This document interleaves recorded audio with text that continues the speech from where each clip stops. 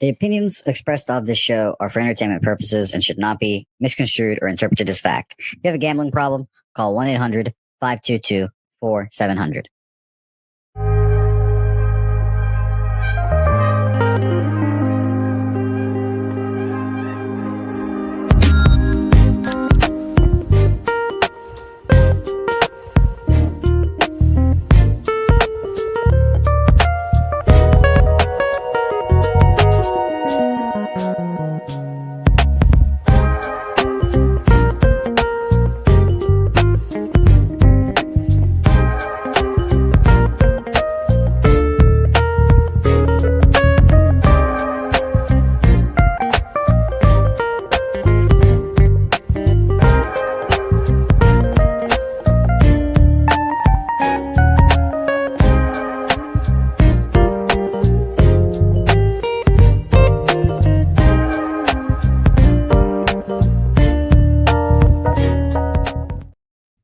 Welcome into another Say Hey Saturday on Pub Sports Radio. Happy Saturday. Happy belated America's birthday to you guys out there. Shout out to y'all for tuning in. Thank you guys for coming in this Saturday, man. I cannot wait. I got Moose Money Bets, Spoon Dog up here with me. Sadly, our guy Jose was involved in a painful pegging accident last night, so he will not be joining us today. But the good news is we got the guys sure about ready that? to rock. You sure? I thought he was arrested at a furry convention for playing with a seahorse's tail and using it as a. You guys can probably figure out the rest of that story. Something like that. I think it's one and the same. It's just how you're describing it. Oh, all right, yeah. The furry tail was the. All right. It was all right. Apparently, that's what the reviews were. It was all right. Yeah, but shout out to our dude Jose, man. He's not here today. We'll be here holding it down for him. Spoon Dog, Moose Money Bets. I got 2 cents coming in to bring you guys some best bets. Shout out to my dude Stacks. He's not going to be up here today. One of his friends had a little accident last night. Said is in stable condition, and I'm glad to hear that. But shout out to our guy Stacks, man. That's our dude. Wine Time will be up here. Spoons, Moose Money Bets, 2 cents. And then any of you guys in the chat that have best bets, we got the link at the top of the show. Jump on when the game comes in. Give us your best bet. Help us get that cash. Let's make some money today, guys. But enough of the formalities. We got 15 baseball games. We got a lot of action to get to. So let's get this thing rolling. I'll get the first one up here. And as I put this up, let me really quick say shout out to Christopher Tatum, Big Daddy Boom, Ron Lofton, Wine Time, our dude right there, man. Everybody coming in the chat early and often. Thank you guys for showing up. Hit the like button and hit the share button. Let's see if we can run it up. Moose, or this ain't going to work, Spoon. We might have to make a big show phone call, or somebody's going to have to come get these graphics for us. Or I guess we can start like that, I guess. Man, it's always something, man. It's always something with the graphics. Let me see if I can find a better one. Does that work? Nope, that don't work. That's pretty good. Let's fucking go, baby. Money. Speaking of money, we got Tampa Bay Rays taking on the Minnesota Twins. The Rays have been hot, man. I know a lot of people have been on this Rays trend. Sitting at 48-40 on the season. I said it last week. I said, I think this Tampa Bay team might be for real. And then they turned around and lost 4 of their last 5 games. And they kind of made me look like an asshole, but I still stand by it. It's a very small sample size to judge them here. Taj Bradley sitting at 5-6 on the season. You know, he's never somebody I'm rushing to the window to back ever. Really, honestly, 79 strikeouts to 36 walks. It's all right ratio, 1.3 whip. Going against Cole Sands on the other side, much better with the walks, still a 1.3 whip. So both guys are letting right about the same amount of people on base per inning. Total sitting at 9.5, kind of lean towards the over here. I have no bet in this game. I'm excited to hear you guys. Moose, take it away. I mean, let's just talk about the rain. This game is expected to have rain in it. So I am completely off of this. If you are not following Kevin Roth, WX on Twitter X, you should absolutely be doing that. He gives an amazing breakdown on the weather reports. And today is marked as yellow-orange, which he does say that it probably may likely play, but that there are definitely high chances of rain in the area. Anytime there's rain, I stay off. I've pitched in rain.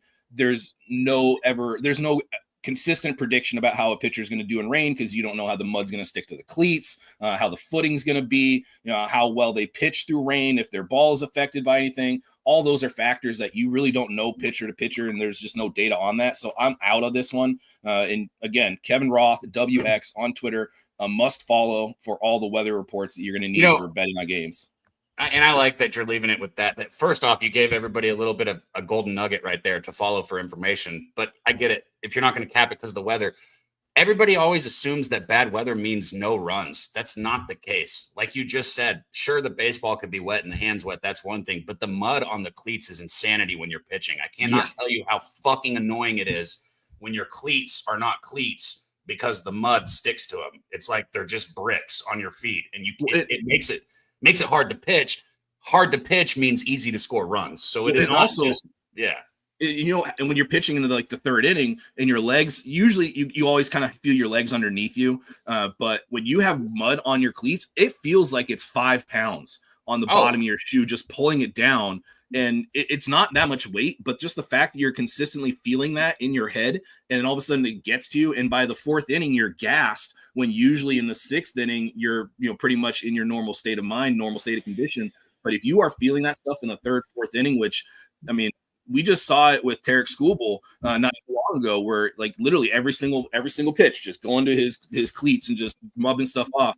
So they got that thing at the back of the mound you can knock it off with, but it don't really. It's still a bitch. That's all I'm saying. It's terrible. So yeah. Spoon, anything? Or are you staying off weather-wise?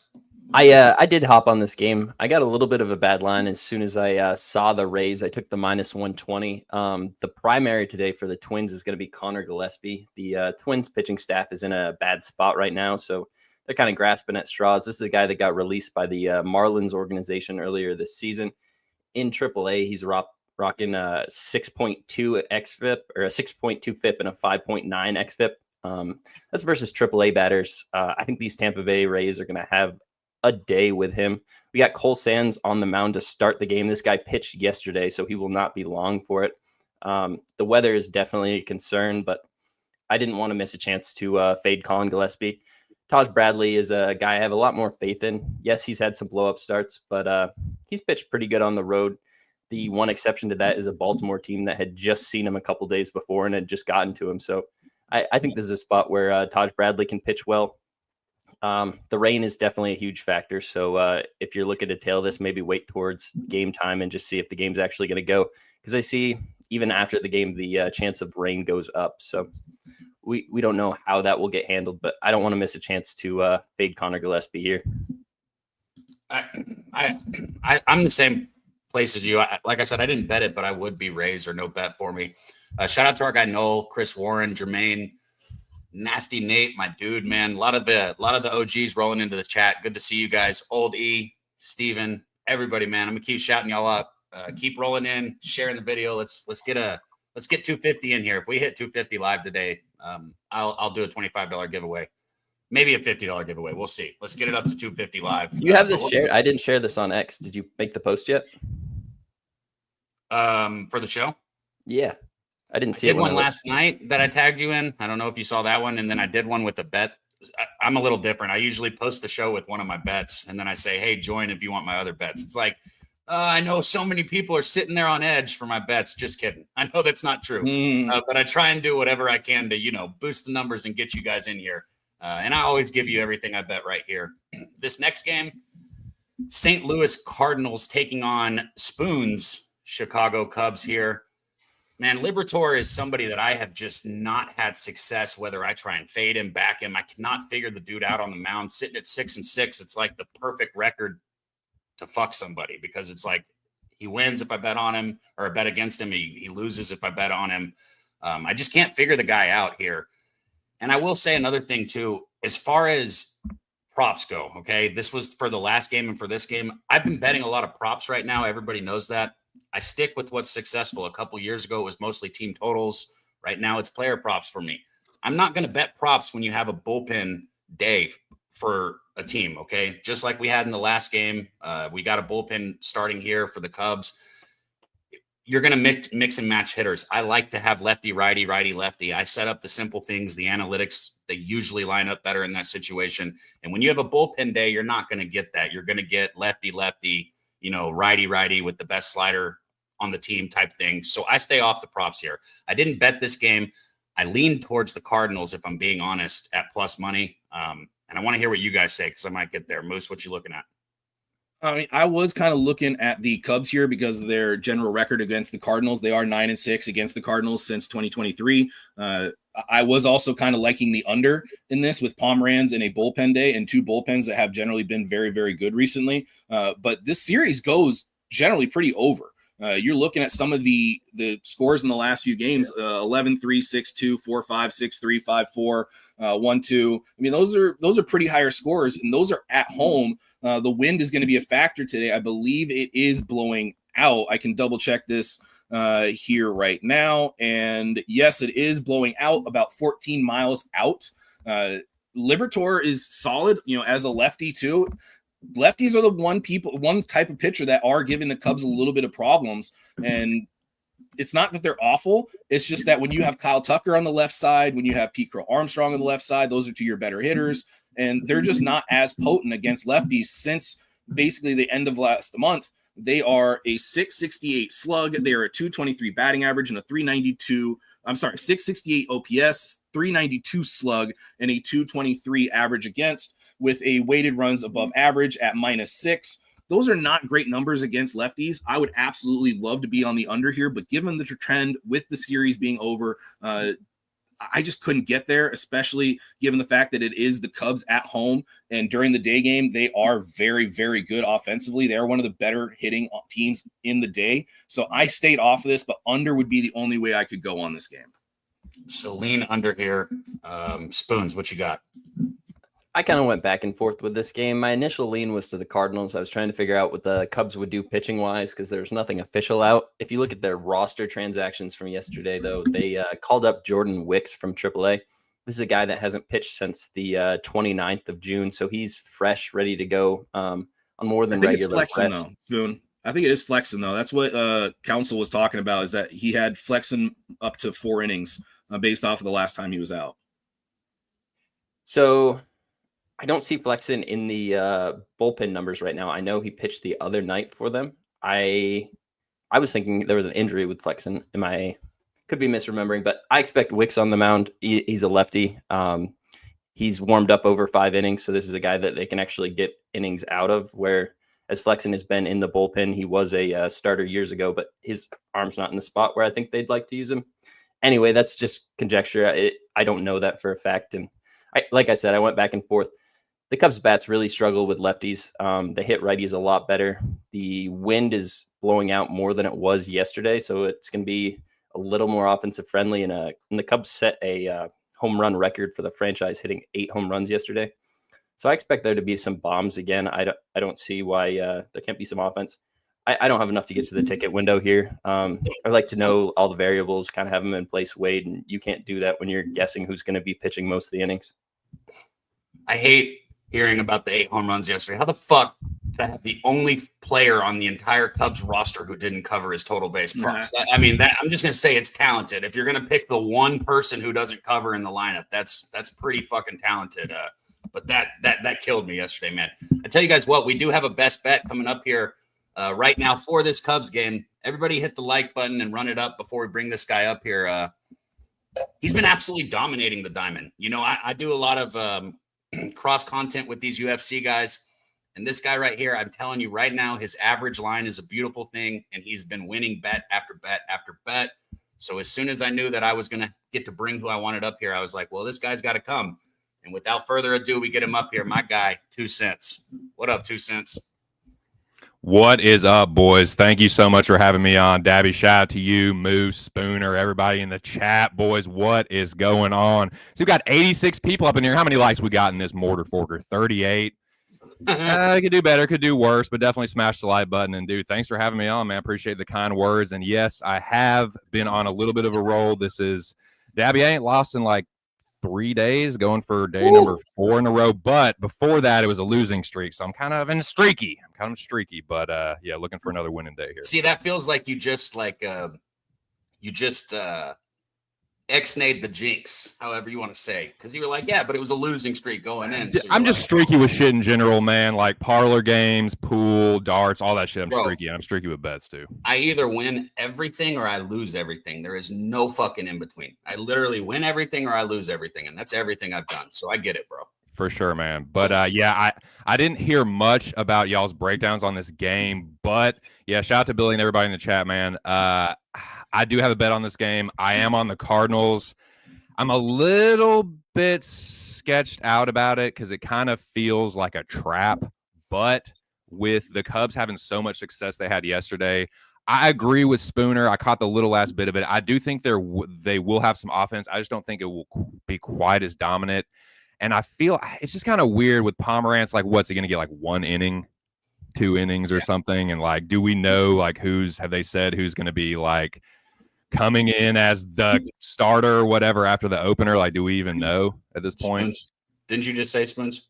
So I was guessing that Jordan Wicks is going to be the primary here. He's a AAA starter at this point. He's on regular rest to go. I'm looking into flexing because our guy. The only reason I bring up flexing is Council brought his name up specifically when they were talking about the Tyone injury and who was going to be pitching. And he did even mention, we got him up to 4 innings pitched now. So that's good.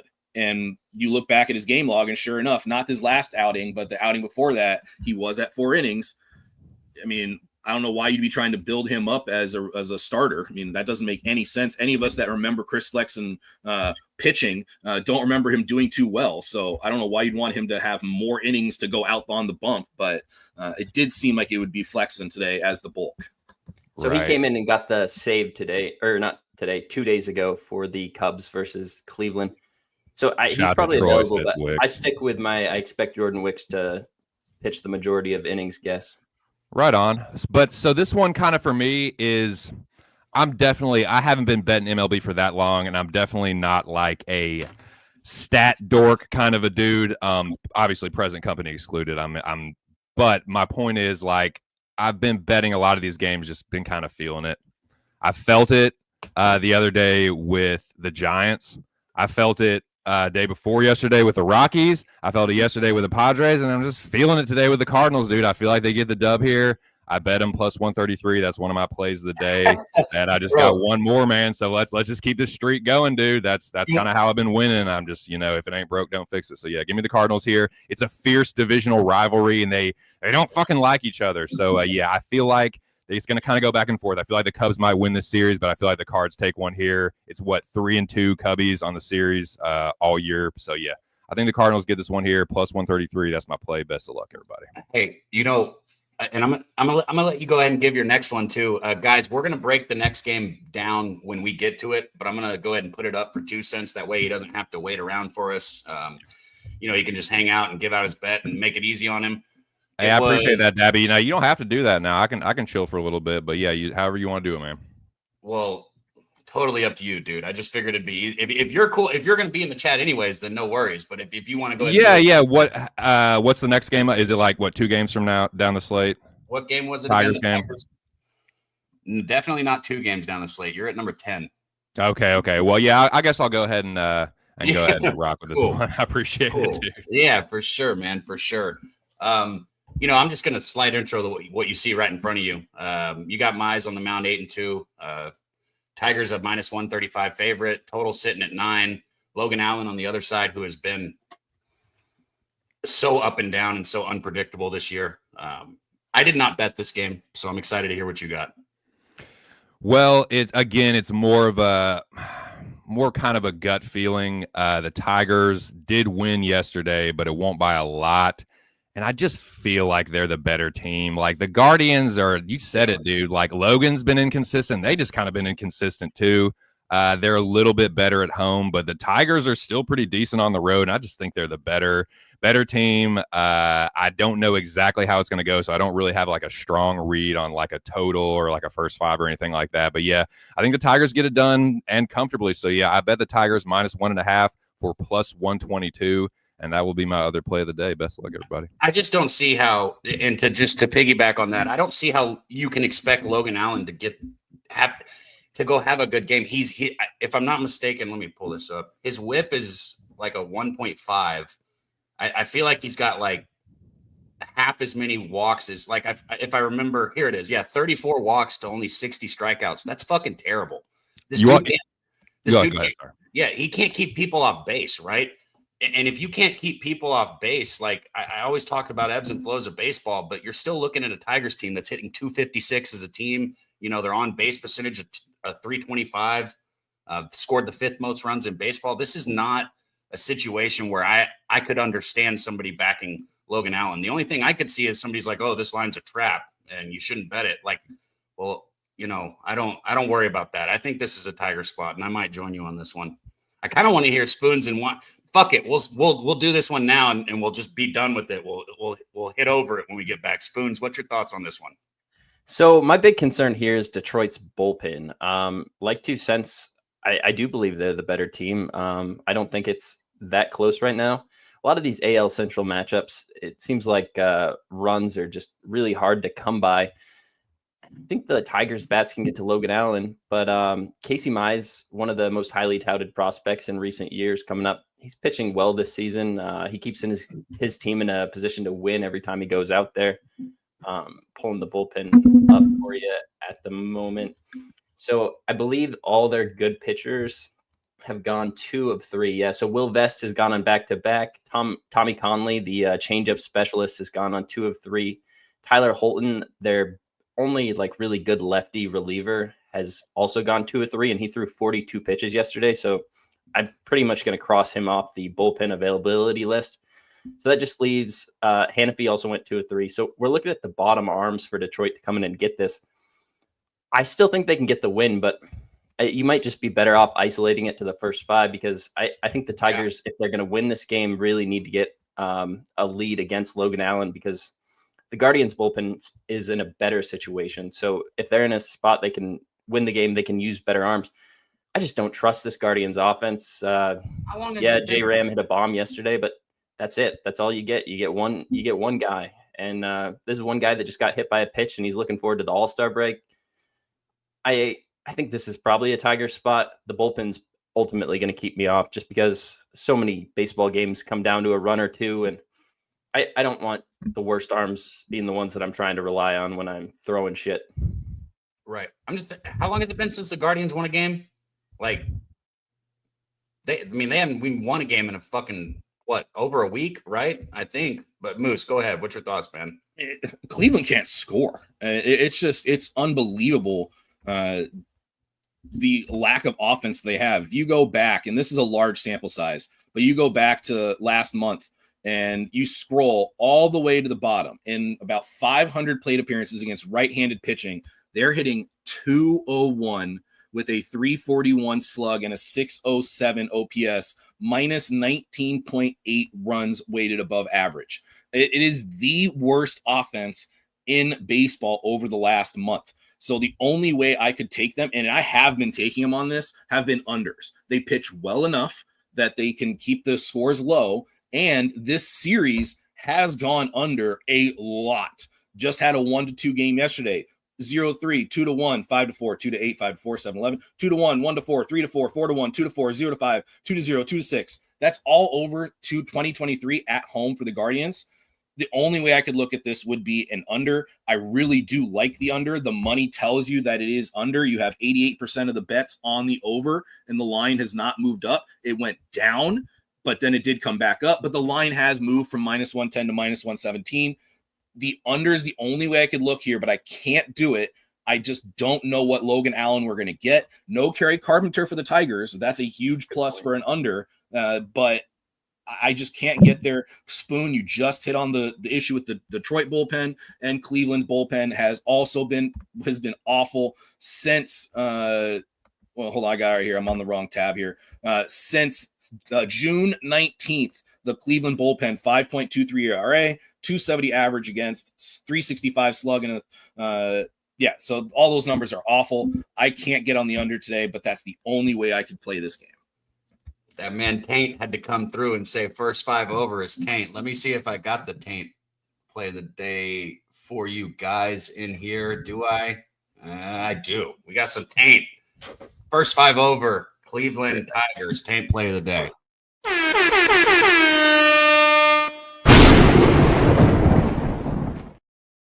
Shout out to our guy, Matty Ice. And shout out to my dude, 2 Cents, man, coming on, bringing us the Tigers and the Cardinals. You got the Cardinals at plus money. The Tigers laying a little bit of juice, but I'm right there with you. I like both the bets, man. So might have to tell you on both of them. Hell yeah, and it's a little bit of juice, but it's for plus money. You know, I think they kind of just whooped their ass today, but we'll see, man. Best of luck, everybody. And I'll say one more thing. Shout out to my dude, Big Show Picks. I agree with him. Something was up with Riley Green yesterday. I think he gives his head a shake and puts Maplewood to cowhide today, so I wouldn't be surprised if he has a better game today as well. But yeah, let's go. Best of luck, everybody. Dabby, dude, thank you so much for having me on. I'll be chilling in the chat for a little bit, but best of luck, boys. Moose, shout out to you. Spooner, yeah, everyone, man. Shout out to the whole pub, Jeff, and yeah, I'll catch you guys next time. I'm happy to show up anytime you'll have me. Appreciate you, brother. Yeah, 2 Cents. Thanks, man. If you guys don't follow 2 Cents, I don't know what you're doing. Go follow him right now.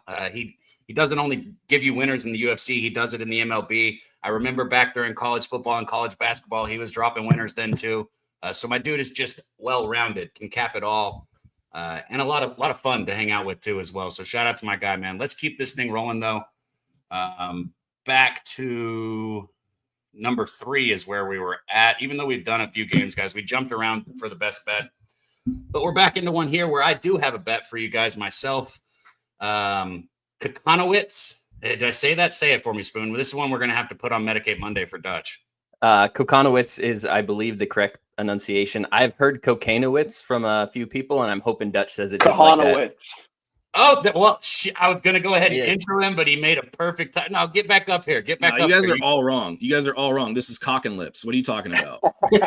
No, I only know because he's on my team. It's Jack Kohanowitz.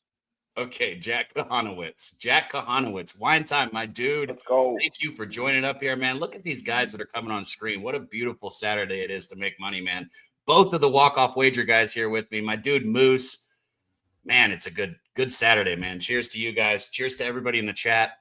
Share the video. Let's run this thing up. I said 250. That's a little high. Let's hit 200 and we'll do a giveaway. We should be able to get there. There's no reason we shouldn't. Was this a best bet for you one time in this game? No, I got nothing in this game, guys. I'm actually really curious to hear your guys' opinions on this one. Lineups did just get posted for the Angels. Let me see here. Haven't looked at it quite yet. I mean, everyone's playing here today for the Angels. To me, this looks like a Blue Jays spot. You saw the Blue Jays take care of business yesterday. Not really take care of business, I guess. Sam Bachman just throwing the ball away and also trying to hit the batter when he's trying to get the bunt down. Threw 5 pitches, all of them just completely out of the zone. And he was smiling in that first at-bat. It was kind of weird. I was like, what the fuck's this guy smiling for? The game's on the line right now. And the Angels, I mean, shout out to Joe Adell. He was the offense yesterday. He hit that 3-run shot. Seems like he's been that entire offense these last couple weeks. One of the hottest hitters in baseball. If he can keep this up, good things out of him. But this just seems like a Blue Jays spot. Blue Jays are getting priced all the way up. They're up to like a minus 200 now. This is absolutely insane. Scherzer on the mound. We saw him last outing. He pitched really well. He threw one bad pitch to Jazz Chisholm. And right when he released that pitch, you saw it in his face. He knew it was gone. Left it right over the plate. I think it was a slider. And Jazz took it deep. But that was the only bad pitch he threw. He was sweating buckets out there, though, the entire game in the first, second inning after a couple hitters. But he's just such a gamer in the dugout. He was sprinting to the mound every time he was going out there. He seemed motivated. I think that he's going to pitch well against this Angels team. But we also see a high total here at 9, a 9.5, I should say, a little bit juicy under at minus 115. Low scoring game yesterday. It was really the 6th and 7th inning where the runs were scored, and then obviously in the bottom of the 10th inning. I kind of lean towards the over. Maybe both hitters get hit here. I know Jack's going to get hit. This guy, I'm surprised he's still in the rotation. The only reason he is, I think, is because the Angels are trying to keep the same rotation throughout the whole season. He has a young arm. He's good the first time around a batting order, but when you see this guy a second time around, these guys have been hitting him pretty hard. So no play for me on this game, guys. I'm really curious to see what you guys have in this. I know my guy Spoons has moved on this, and I like his play on this, and I like my guy Jacob as well. I know he's on the Angels in a couple different ways today, so I'm curious to hear the breakdown. Take it away, guys.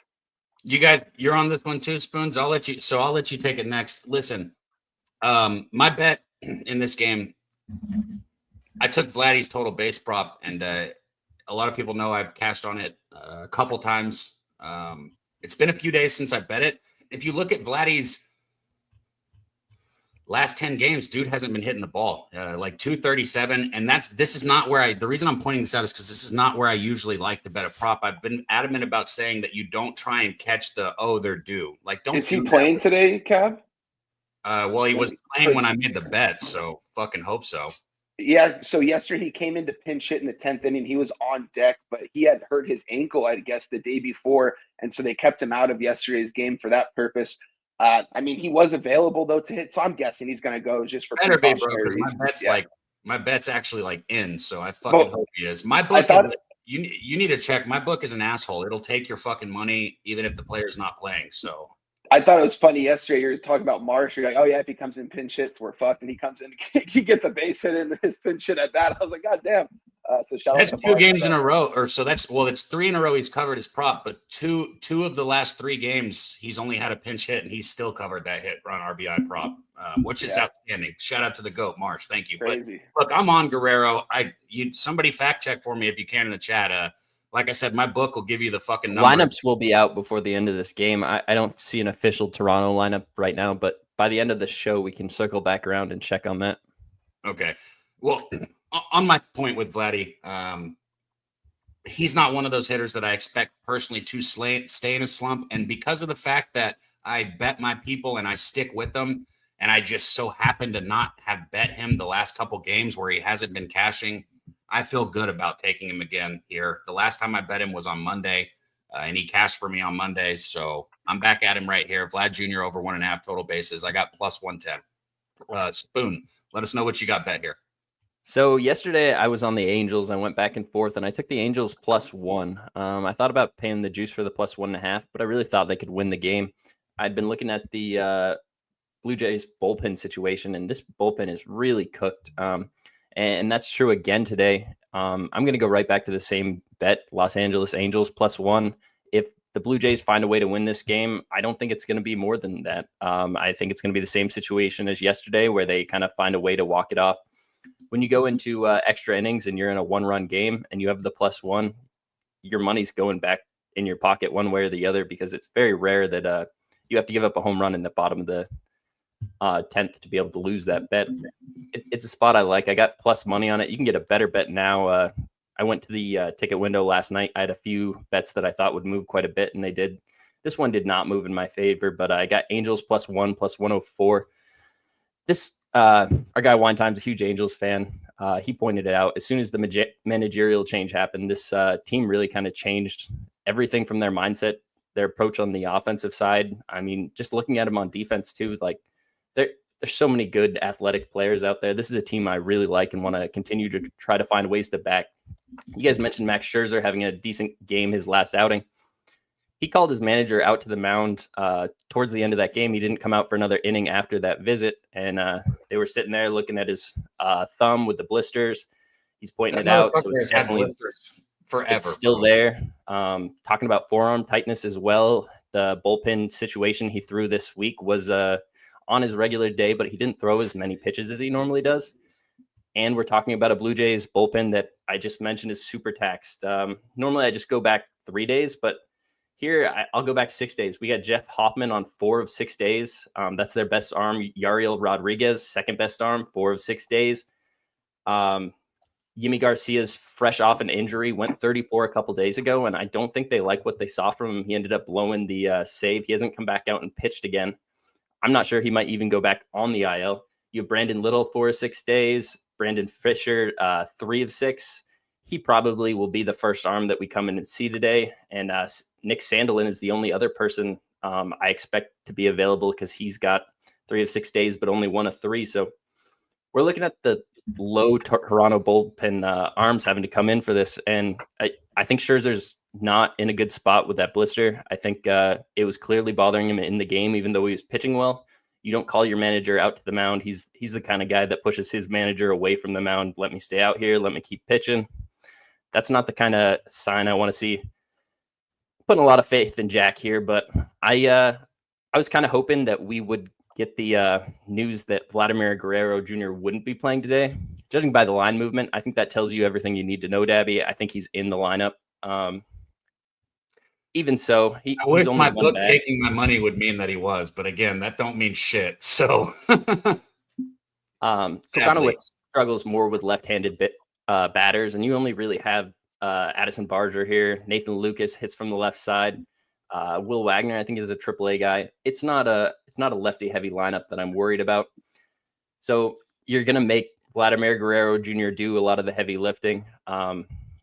I just think the Angels stay in this game. I don't see any point in this game where, I mean, maybe we go down 3 runs, and I got Joe Adell on my side ready to hit a 3-run bomb.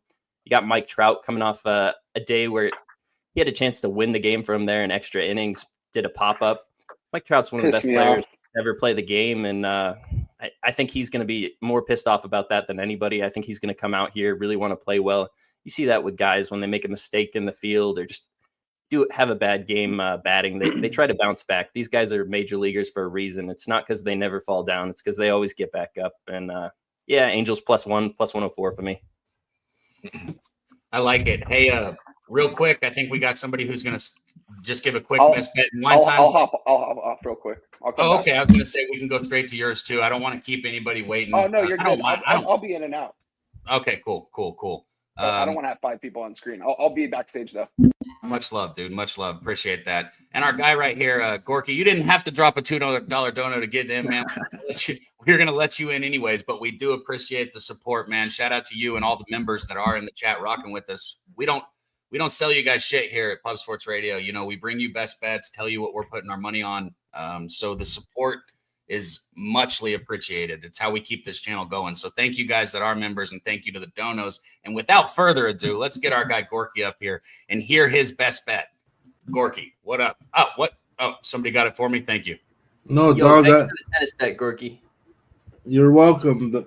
I almost cashed on Navarro losing, but my player had a mental breakdown, so I ended up losing 2 tennis bets this morning, but that's okay. I'm actually on baseball bets for later on in this card. I do, however, have a question, but you guys already answered it. The Angels are the play today, and I feel the same way. So put me backstage, and I'll be back for Detroit and San Francisco. Hell yeah. Hey, we already did the Detroit game, kind of. So I'm going to go ahead and put that one up for you, and go ahead and let us know what you got in this Detroit one, and then pop back on when we get to San Francisco. No, Detroit is the absolute play here. Logan Allen, come beat me, Logan Allen. If you can do it, God bless you. I don't think he can. I agree, man. I agree. I like Detroit here. I think I might have to sign up with you guys. All right. And now you can put me backstage and bring back the real star, because it's you guys' show. I just pop on. No, man, that's not true. This whole channel is all of ours. This whole channel is all of ours, man. We love you, Gorky. No, but if it wasn't for you guys, I wouldn't be able to cash so many baseball plays. And I'm sorry, Spooner, for the Colorado Rockies. Don't ever apologize about the Rockies. Those guys. I feel like that's not your burden to carry, no matter what happens. No, but it is. Trying to be Frodo over here. Because the one time I play them, the fuckers win. So yeah, I played them to win. Like, I caught them on a win streak when all of you guys were like, Houston. Well, good shit, man. That was a terrible game to watch on. Yeah, it was. It was disgusting. It was. Yeah. Hey. Anyway, I'll be back for San Francisco. Put me backstage, please. Hell yeah. Much love, Gorky. Shout out to our guy, Gorky. And everybody in the chat, man. It was no joke what we said. This channel is all of ours, man. We appreciate the hell out of all you guys that are here with us in the chat, rocking with us. All the members, thank you so much. And I dropped the link again. If anybody else has a best bet, we'd love to see you on screen with us. Come give us your best bet. If you don't want to show your face, we can just put you over with the sound. You can drop your best bet real quick. I see Troy in the chat. Shout out Troy. Oh yeah, man. Troy Torrance. Another we got so many good cappers that are around Pub Sports Radio in the chat, that cap with us, that hang out with us every day. It's such a good place to be. So shout out to all you guys, man. Did you have anything here, Moose, before we keep it rolling? I don't have a play, but I do want to kind of touch on the line, because I thought it started a fine spot with the opening at minus 166, minus 165. I thought that was kind of like, all right, that's where it should be. Let's see how the line movement dictates, where the cap goes. And when it just started immediately going down to Blue Jays, it's like, okay, I heard what Spoons was talking about with the thumb. But if he's throwing his bullpen on his normally scheduled time, that's telling me the blister is recovered. And the fact that he didn't throw too much was probably just in a precautionary thing. Like, why am I going to try to throw more in the bullpen now when I just tested it? It's fine. I hit the check marks I needed to hit. I'm going to go and get ready for my game. The line is telling me that Scherzer pitches well. One of the interesting points here, and this is kind of an interesting fact, that Kukanowicz has the hardest average ground ball with a 90.3 exit velocity on it. And that's remarkable. I would not want to play infield for a guy that gives up an average of a 90-mile-an-hour ground ball. But he is one of the leading pitchers in ground ball rate. He's unfortunately also one of the leading pitchers in exit velocity in the wrong way. Only way I could look here was over, but this feels like the line is telling me this is probably an under, and this is probably Blue Jays. Also in this game, I see Ron Crawford's got it posted plus 1.5 minus 127 for the LA Angels. He's got a note. The run line's covered 7 straight in Toronto. He sent me a text. You were not blocked, Ron. We got you, dog. You're on mute, Cab. Fuck. There it is. I'm trying to do so many goddamn things right now. You guys, thank you. That's what I was going to say, Spoon. Thank you for pointing that out. Trying to highlight the chat, bring you guys on, and change the graphics. I know it doesn't seem like it's that hard, but I do have a joint lit also. And I'm trying to give you guys the cap and the bets that I've made. Ron Crawford, man. See, let me find the Ron Crawford spreadsheet play of the day. Actually, that thing screams at us, bro. I liked it better when they didn't have it screaming. That's just my personal opinion. Where is that thing? I know we got it. Ron Crawford. Here we go. Let's go. Ron Crawford.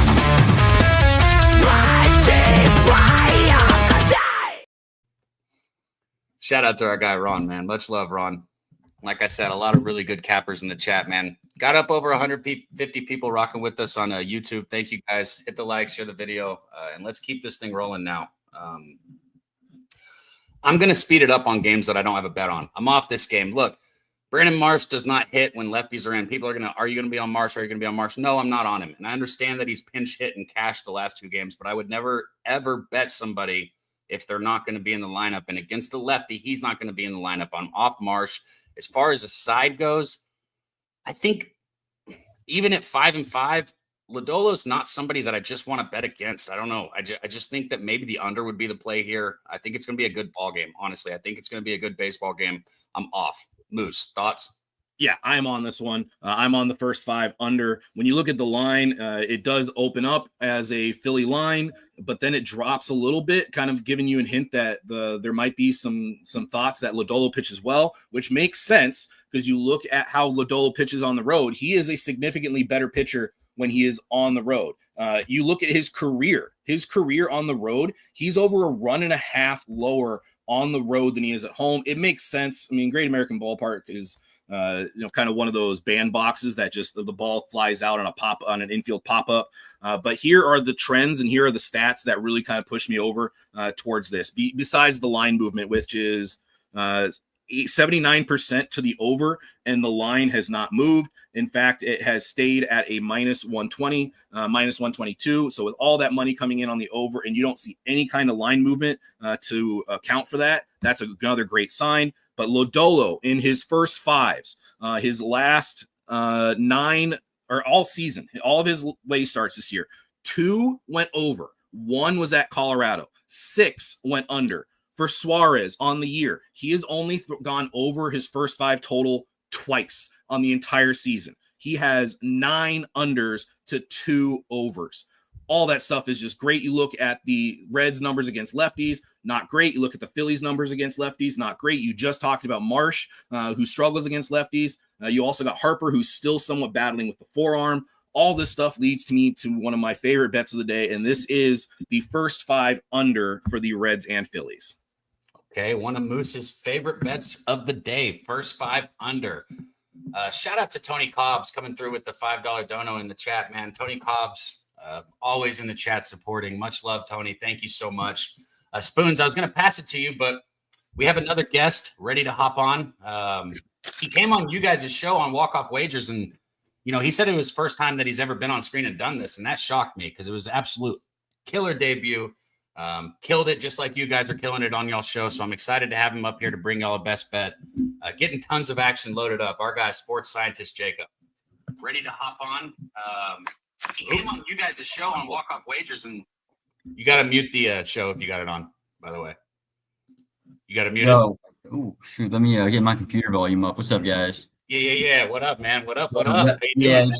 Resident Philly fan here coming on the show. I wasn't expecting to pop on for this game, but I do have a bet in this game. Well, love to hear. My bad, man. If you told me which game, let me know when you in the chat. If you guys can, if anybody's going to jump on for a best bet, always just kind of like let me know. But let me give you a bet in this game. I mean, guys, are we going to fade Ranger Suarez at this point? I mean, he's looked absolutely untouchable. He has a 178 WOBA versus lefties, a .64 whip. He's rocking a 1.38 ERA in his last 4 home starts here. I think the Phillies get it done at home. They're also just a better home lineup. I actually really like the first 5 under too. I think this, or the full game under, to be honest. I was saying this yesterday with Spoon at night too, but Lodolo this season, I mean, you can't really point out one bad start beside the random off game where he got absolutely shelled by Cleveland of all people. I mean, he's yet to give up more than 3 earned runs in any other game. So I think we'll see a pitcher's doing Philly after and like people will say the Philly's not hitting left-handed bats, but I mean, they touched Andrew Abbott yesterday, and Abbott looked untouchable the entire season.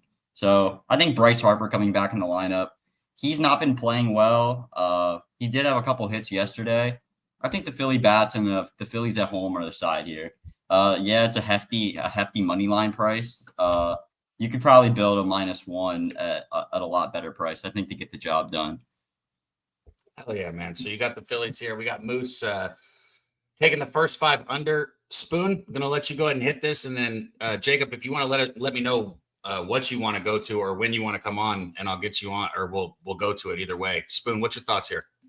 Yeah, so he touched on it. Ranger Suarez is pitching just out of his mind. This guy's gone over 7 innings in 5 straight games. This is 2025. Absolutely nobody's doing that. I've sat here trying to find ways to fade that because I just don't believe that he can continue to do that. But I'm not going to try to put my money in front of this guy anymore. I've tried to say his arm might be getting tired from throwing 100 pitches every game. I've tried to say he's faced weak lineups and I've been there against them. Yeah, there's nothing that I'm going to try to say here that's going to make me put my money against Ranger Suarez today. Nick Lodolo has reverse lefty split, so he gets hit hard by lefties. And Schwarber and Harper are 2 very important pieces to this lineup. I think outside of that, you're probably going to see 7 righties. I don't think Marshall played today versus the lefty. So I do have some faith in Phillies bats. Just generally, I am a Lodolo fan. I think he pitches really well. It's hard to be a guy that goes out in Great American and have to throw that many innings, but it hasn't rocked his confidence. He looks really good generally. I support that first 5 under you guys are on, but it's not a bet I've gone to the window with. I'm off this game. Yo, Daby, I was joking with Daby on Twitter, but as soon as Lodolo gets pulled out of this game, the Phillies will pinch hit Brandon Marsh if they pull in a righty reliever, and he will get a hit today. I'm telling you, bro. He just I'm pretty sure he's covered his hits, runs, and RBIs the last 2 games as a pinch hitter. He has for sure. And I've had people like, "Oh, you missed it." I'm like, "Well, I'm not going to bet it when he's not playing." Bet a pinch hit. Yeah, what the fuck? Like, I'm not about to bet somebody who's not in the lineup, but yeah, I get it. Do books even offer like a live bet on like a guy who comes in and pinch hits? Bro, yes, some books they do. live bet anything. Dude, You can live bet the you result. get the guts to live bet Brandon Marsh. You know how good the odds are probably for that one? Probably like, dude, to get a hit is probably like plus 300 or something. Yeah. It's absurd. Yeah, I mean, Shit, man. Shout out to everybody rocking with us. Shout out to the GOAT, Brandon Marsh. We got Phillies for our guy Jacob on a -1 line, and then Moose on the first 5 under. Spoon and I are going to be off this game. Jacob, what other games did you want to? I got bets in a few, but I think Spoon's got a bet in this game too. I think we should jump over to that Diamondbacks game versus Michael Wacha versus Ryan Nelson. Gotcha. Let me find the graphics for it. All right, so we're going to jump over here. Kansas City Royals, Arizona Diamondbacks. You already heard Wacha and Nelson on the mound. Wacha's been just a fucking tank. Absolute gas can this year. Terrible. Nelson on the other side, even though his record's sitting at 4-2, he's somebody that I've had a success fading with certain lefties on props as well. This is another game I didn't bet. I've got action for you guys today. I've got several bets, and that's why I like that we have people bringing best bets. So I won't waste you guys' time with my thoughts. We've got people with action on it. Jacob, if you got action, go ahead and take this one away, and we'll pass it down the line. Yeah, so I'll let Spoon touch on the batter lineups first, but I think Ryan Nelson is a pitcher that has looked much better than he did at the start of the year. He faced San Francisco, 2 earned runs, 5 hits. The White Sox, 1 earned run, 1 hit. Toronto, we know the Blue Jays are smoking hot. At home, he held them down to 1 hit, 1 earned run through 5 2/3. This guy's rocking a 234 WOBA versus lefties. He does struggle a little bit more versus righties, which is a concern because obviously Kansas City is going to rock a lot. It's a much more righty dominant lineup. But on the other side, you touched on it. Shit, we got freaking Michael Wacha. Dude's a gas can. His last couple starts have not looked overly great. Yeah, 5 earned runs, 8 hits to Seattle, 3 earned runs on 9 hits to Tampa Bay. He also struggled. He also has like even lefty righty splits. I think the Diamondbacks will be able to hit him up today. And I think Ryan Nelson we can back here. I've not been a fan of the Royals bats all year. I've been a proponent, kind of a joke, as if we can run their team total under. They did put up a ton of runs yesterday, and I think it's a perfect time to fade their bats today. But we saw a little bit of line movement. I got the -126 money line. Spoon was doing a little bit of digging last night. I believe Corbin Carroll has a chance to play today, which would be huge for the Diamondbacks. I'll let Spoon touch on that a little more. Yeah, so I was digging into that Corbin Carroll spot. Coming into this week, they're hoping to get him back in the lineup before the All-Star break was the quotes I heard from the organization if things started going well. He played on July 3rd for the Arizona Diamondbacks AAA team. They were playing against the Giants AAA team. He looked good out there. All reports were no pain during his swings. His swings looked really nice. I don't have the numbers from that game in front of me at the moment. But the big thing for me was he didn't play on July 4th. And as we were doing our voice chat last night, I was looking into the live games. So what that tells me is he's not with that AAA team anymore. I think he traveled back to the big club after everything went well in AAA in the first start. I believe we will see him this weekend for sure. I took the gamble that we'll see him tomorrow. I bet the -126 on the Diamondbacks last night. I sent it out to a few of my friends. So this is a huge difference maker in this lineup. There's not a lot of bats that I think can move a lineup more than 10 cents, but Corbin Carroll to this Arizona Diamondbacks is one of the most valuable bats in baseball. I'd probably put him top 5 to top 10 in just their success rate with him versus without him. And I don't think Michael Wacha wants to see that on the mound. Another part of this game I really wanted to back is Ryan Nelson. I shared a video on X, sent it out to a few friends as well, and it's from pitcherlist.com. This is a guy that is a pitching coach, does great analytical breakdowns on stuff, and it's really focusing in on how effective Ryan Nelson can be with his fastball. He's a guy that throws it almost 65% of the time, and it's a really nice fastball. This Royals lineup, we're talking about Cleveland earlier, having struggle scoring runs. This is the same story here versus right-handed pitching on the season. They're 28th WRC plus in baseball. On the road, the last 30 days, they're 26th WRC plus in baseball. So it doesn't really matter if they're playing in Kauffman or not. This offense just doesn't score that much. And I think Ryan Nelson can keep them off the board. I think the line movement tells me that some of the books also think that we might get Corbin Carroll in the lineup today. It's not official that he traveled. There's very little news on that. They try to keep it hush-hush, so you got to read between the lines. But a guy that's on a rehab assignment and plays the first game looks really good. All health signs are great. I found a clip from the manager, Torey Lovello, and he was saying he really wants to get him back in the lineup. We're glad to hear that he's not having pain. We're going to make it happen soon.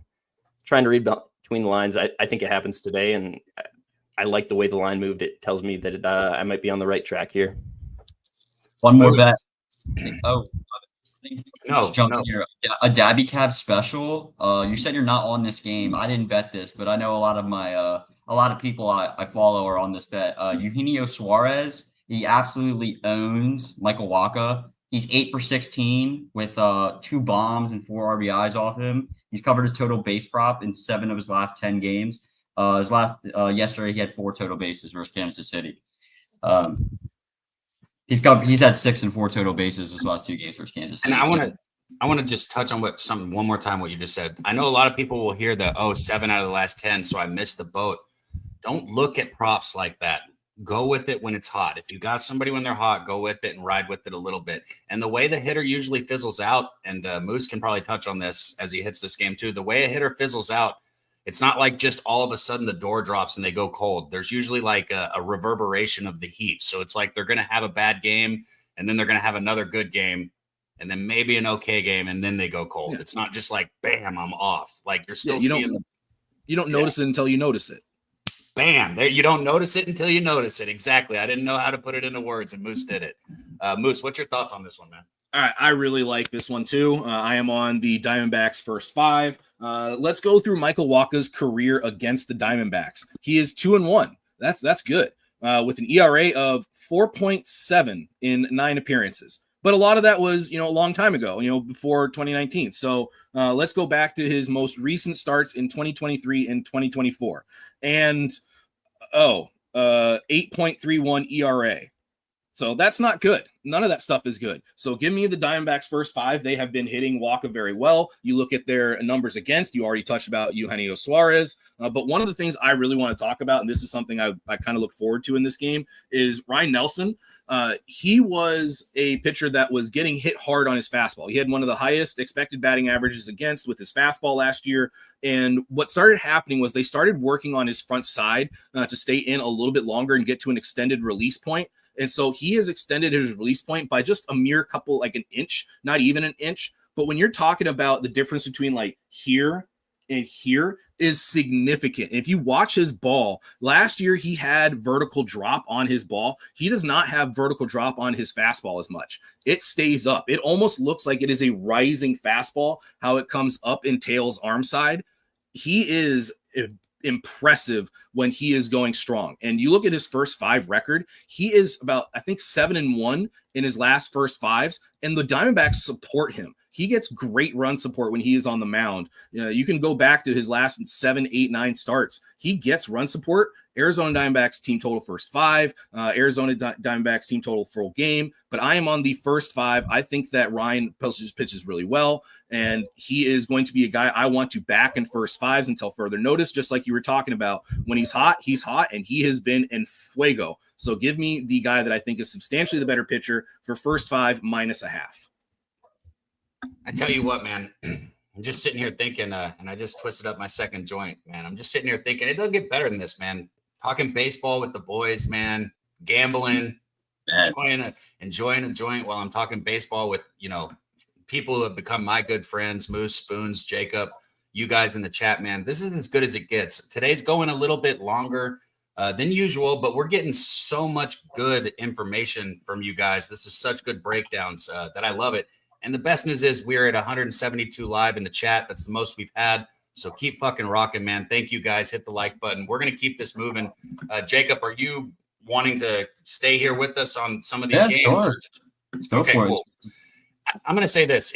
If we're on a game, guys, where we don't have like action personally, like I'll probably keep it short. And if we have action, go in depth, break it down. Like I think that's what I think is always the best. So where were we at here? Boston Nationals. I think, man, I'm gonna be honest. I wanted to bet the Red Sox. I wanted to take the over. Dude, I don't. You guys, if you have action in this, I'd like to hear you. Hopefully, it's a team total because I can't get behind Parker and I can't get behind Bueller. So either a team total of proper, maybe bet on the total. I'm off it completely. Moose. I wanted to be on the Nationals here. I do want to fade Bueller. Dude, when you have Bueller like publicly saying like, I don't want to suck. Like, I want to be good. Like, dude, come on, man. Like, that is not something you should be saying publicly. You should not be like he said that, but that's got to be the worst shit I've ever heard in my life. Yeah, because it was a Boston reporter they were talking to about how he was struggling, and he's just like, I don't want to struggle, man. Like, I want to be out there. I want to contribute. Oh, so his answer was like, what? You think I'm trying to suck? Yeah, exactly. Exactly. Bro, like, shut the fuck up. Yeah, it's just like, dude, come on, man. Like, just shut up. And like just move on and answer the question in a more positive way that makes you feel more like an alpha dog rather than some beta bitch that's just like, I don't know, man, I don't want to suck. Like, dude, all right. Anyways, the Nationals team total is the only way I could go over here. I don't want to trust Parker. The line did flip. The line went from opening as Washington as a plus money favorite to Washington now as a favorite. So it's not a huge favorite. I can't trust either of these guys. I could look over, but the Nationals have been really inconsistent hitting. These are two teams with a ton of young prospects that are all expected to be legit major leaguers, and their young infancy days in the major leagues. I can't trust them right now. I would love to be on the Nationals here. I would love to do some kind of team total, but I just cannot trust them offensively right now as much as they've hit recently. I just do not feel the trust in them the way I should, so I'm off this game. Spoon. Yeah, I got Washington Nationals team total over 4.5. I think I paid minus 120 for it. So Walker Buehler, this is the guy I'm circling. I think Mitch Parker can show up in his home stadium. I think maybe this is a spot versus a Red Sox lineup he might actually match up decent against. He's another lefty that has reverse lefty splits. And the Red Sox do have a lot of lefties, but they're, as Moose was just mentioning, there's young hitters on this side of the team as well. I think there's going to be maybe 2 or 3 lefties in the lineup because all their good lefties have terrible lefty on lefty splits. So I think Mitch Parker is going to face a lot of AAA guys. Trevor Story's a bat that can probably get to him. I can't get there with their bullpen. It scares me too much. Even if they score 5 runs, we can lose this game. And that's why I just isolated the team total, because this could go into extras and we get ghost runners on second to start. I get a free run there kind of thing. There's just so many ways I see to score runs. This Boston bullpen has, I think they're now second in baseball and blown saves on the season as well. So there's a lot of ways for the Washington bats to get to Buehler. He's a guy that has terrible lefty splits. He's rocking almost a 2 whip versus lefties on the season. And to start this lineup out, you're probably going to see 5 straight lefties from the Washington Nationals. They can add 2 or 3 in the bottom 4 bats if they'd like to.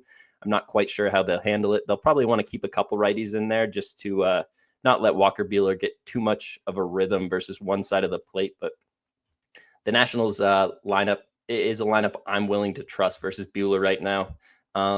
He's talking about that interview with Buehler. I love seeing guys when they know they're not at their best and they're not just showing you that confidence. Sometimes you see like hitters out there and, oh, you're on a 1 for 36 streak. How do you feel about it? And they'll just be like, cool. And I think it's Spencer Torkelson for the Tigers, a guy that just got destroyed by the media. And I remember watching his interview after he got 2 home runs in a game. And it was the same kind of interview that when he was going 1 for 36. And that's what I love to see. I want to see a guy that's just not shaken. And a pitcher like this versus this Nationals lineup, I think this is a spot where they get to him. Yeah, I couldn't agree more. What do you think, Jacob? I'm on the same bet, -1. I paid -115 last night on freaking value bet for the Nationals team total over 4.5. I'm not going to repeat everything Spoon said. Buehler's terrible versus lefties, and if I see a pitcher that's terrible, especially a pitcher like Walker Buehler that's got a terrible lefty, terrible against lefties, I'm happy to take the Nationals. I was considering their first 7 team total over if somehow they were winning this game and they don't get that 9th at bat, but I think obviously Boston can maybe get them. I'm not going to take that chance. They could get the Mitchell Parker. I'll take all 9 at bats if I need it. Didn't touch on the weather here, but it's a beautiful day to play baseball in the National Stadium. I'm an hour from the stadium. Ballpark Bell has this modeled at plus 11% for runs, plus 15% for home runs. We have wind blowing out toward left field. The Nationals, if we look at the projected lineup, they're going to roll out. I believe it's where are we at here? One switch hitter. So we really have like 6 lefties in the lineup. I like I didn't know the whole thing about the interview, but Bueller's problem is keeping the ball in the ballpark. I mean, James Wood might take the ball yard today. He's got an 80. He's got what's it, like a 15% whiff percentage, 15th percentile whiff percentage. He's not striking anybody out. He's got a 70th percentile hard hit percentage. People are just absolutely crushing him. Like Spoon said, I mean, this guy, if I just read off his last few starts, there's no reason I'm not backing the Nationals team total. Toronto, he went 4 innings, gave up 4 earned runs. The Angels, 5 earned runs, 4 innings. Seattle, 3 1/3, 8 earned runs. I mean, he hasn't finished 4 innings since 3 games ago. So I think the Nationals will be able to get to him today. With this weather and all the terrible lefty splits, I think we can see a game similar to what they did to the Tigers. And a lot of people in the chat said pass. Don't worry, guys. Trust me. On some of these games, like I don't even know why Jose made a graphic for this one, because we're not going to fucking talk about that. What? If you guys I got to bet in that game. I got to bet in that game. What are you talking about? Y'all can post that shit on Twitter, and if you guys want their action, I'll drop it in the comments. if you guys want to do is go follow them on X, and that's a good reason. It's a little bait to get more followers. I'm just kidding. If y'all really want to talk it, we can, but we're gonna Yeah, we don't need to waste people's time on Saturday talking about the Rockies. We got to keep this shit moving. Atlanta Braves, Baltimore Orioles. Look, I looked at a couple different things that I wanted to bet in this. A couple different props I was close to pulling the trigger on. Not doing anything. I kind of would only bet the Orioles or pass, and I'm not fucking betting the Orioles. So again, this is another game where I think I've got 4 bets today, and I really like my bets. I'm not trying to press anything out of nothing. Shout out to the people who have stacked action in every game. I appreciate that, and I love capping every game. But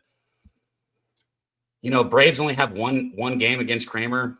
22. I had the stats pulled up. What was it? 22 at bats, 7 hits. So they have a team average of 318 against him. But you dive into any individual hitter, and nobody's got more than 1 hit off of him. And it's just 1 game, not a big enough sample size to get me excited about jumping behind any player props. I mean, shit, if you want to take something, take Acuna's under 1.5 total bases. I'm not doing it, but the dude can't seem to cover it to save his life in the last 10 games. And it's still juiced to hell. So I don't know. I'm off this game. Thoughts, Moose? Yeah. So let me talk about the Rockies really quick. So no, you talk about the Rockies game, and you got 7 of the last 10 first. Wait, I think we're on the same. Well, I know they're fucking making people money. Go ahead. That doesn't mean I'm going to bet them or give a fuck about that game. But go ahead. I'm just saying the 7 of the last 10 home Colorado Rocky games have gone under 6 runs. 7 of the last 10 first 5s have gone under 610 for Germán Marquez. So I mean, Cannon is an interesting talk about because he had a sore back. He hurt his back against the Reds, and he kept on pitching through it, and you saw his numbers start to spike. Before that, he was being a consistently decent MLB pitcher, and when the injury happened, they had to set him down. He come back up. He's pitching much better. So I do like the first 5 under 6. I did grab that. In terms of this game, Bummer is a bullpen guy, one of the best left-handed bullpen arms in the game. It is going to be a bullpen game for Atlanta. They have done an exceptionally good job in terms of turning that bullpen around. 2.48 ERA in the last 2 weeks. And Kramer, I mean, he's inconsistent. That's the big thing. I could only be on the Braves here. They have gotten the big money. Their line has dropped. Nothing in this tells me that I should be going to the Orioles, except for the fact that it is money and line movement, both going towards the Braves at a number with a bullpen day that says you might want to go to the other side. This seems like one of those kind of like first glance, you go to the Orioles because of how the money's moving, but I am not going to be that smart here. So I'm just saying. That shit made me laugh too. I know Spoons laughed at the same thing I laughed at. Shout out Kyle.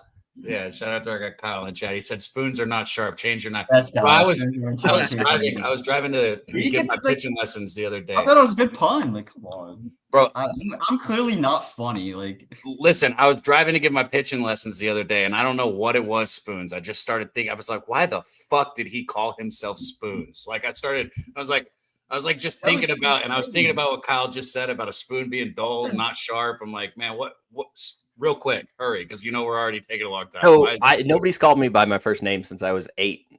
Teachers heard my last name. It's Spooner. every teacher since like second, third grade has just called me Spooner. On the playgrounds, it's some variation of spoon. Spoon dog, spoons, big spoon, whatever you want to call it.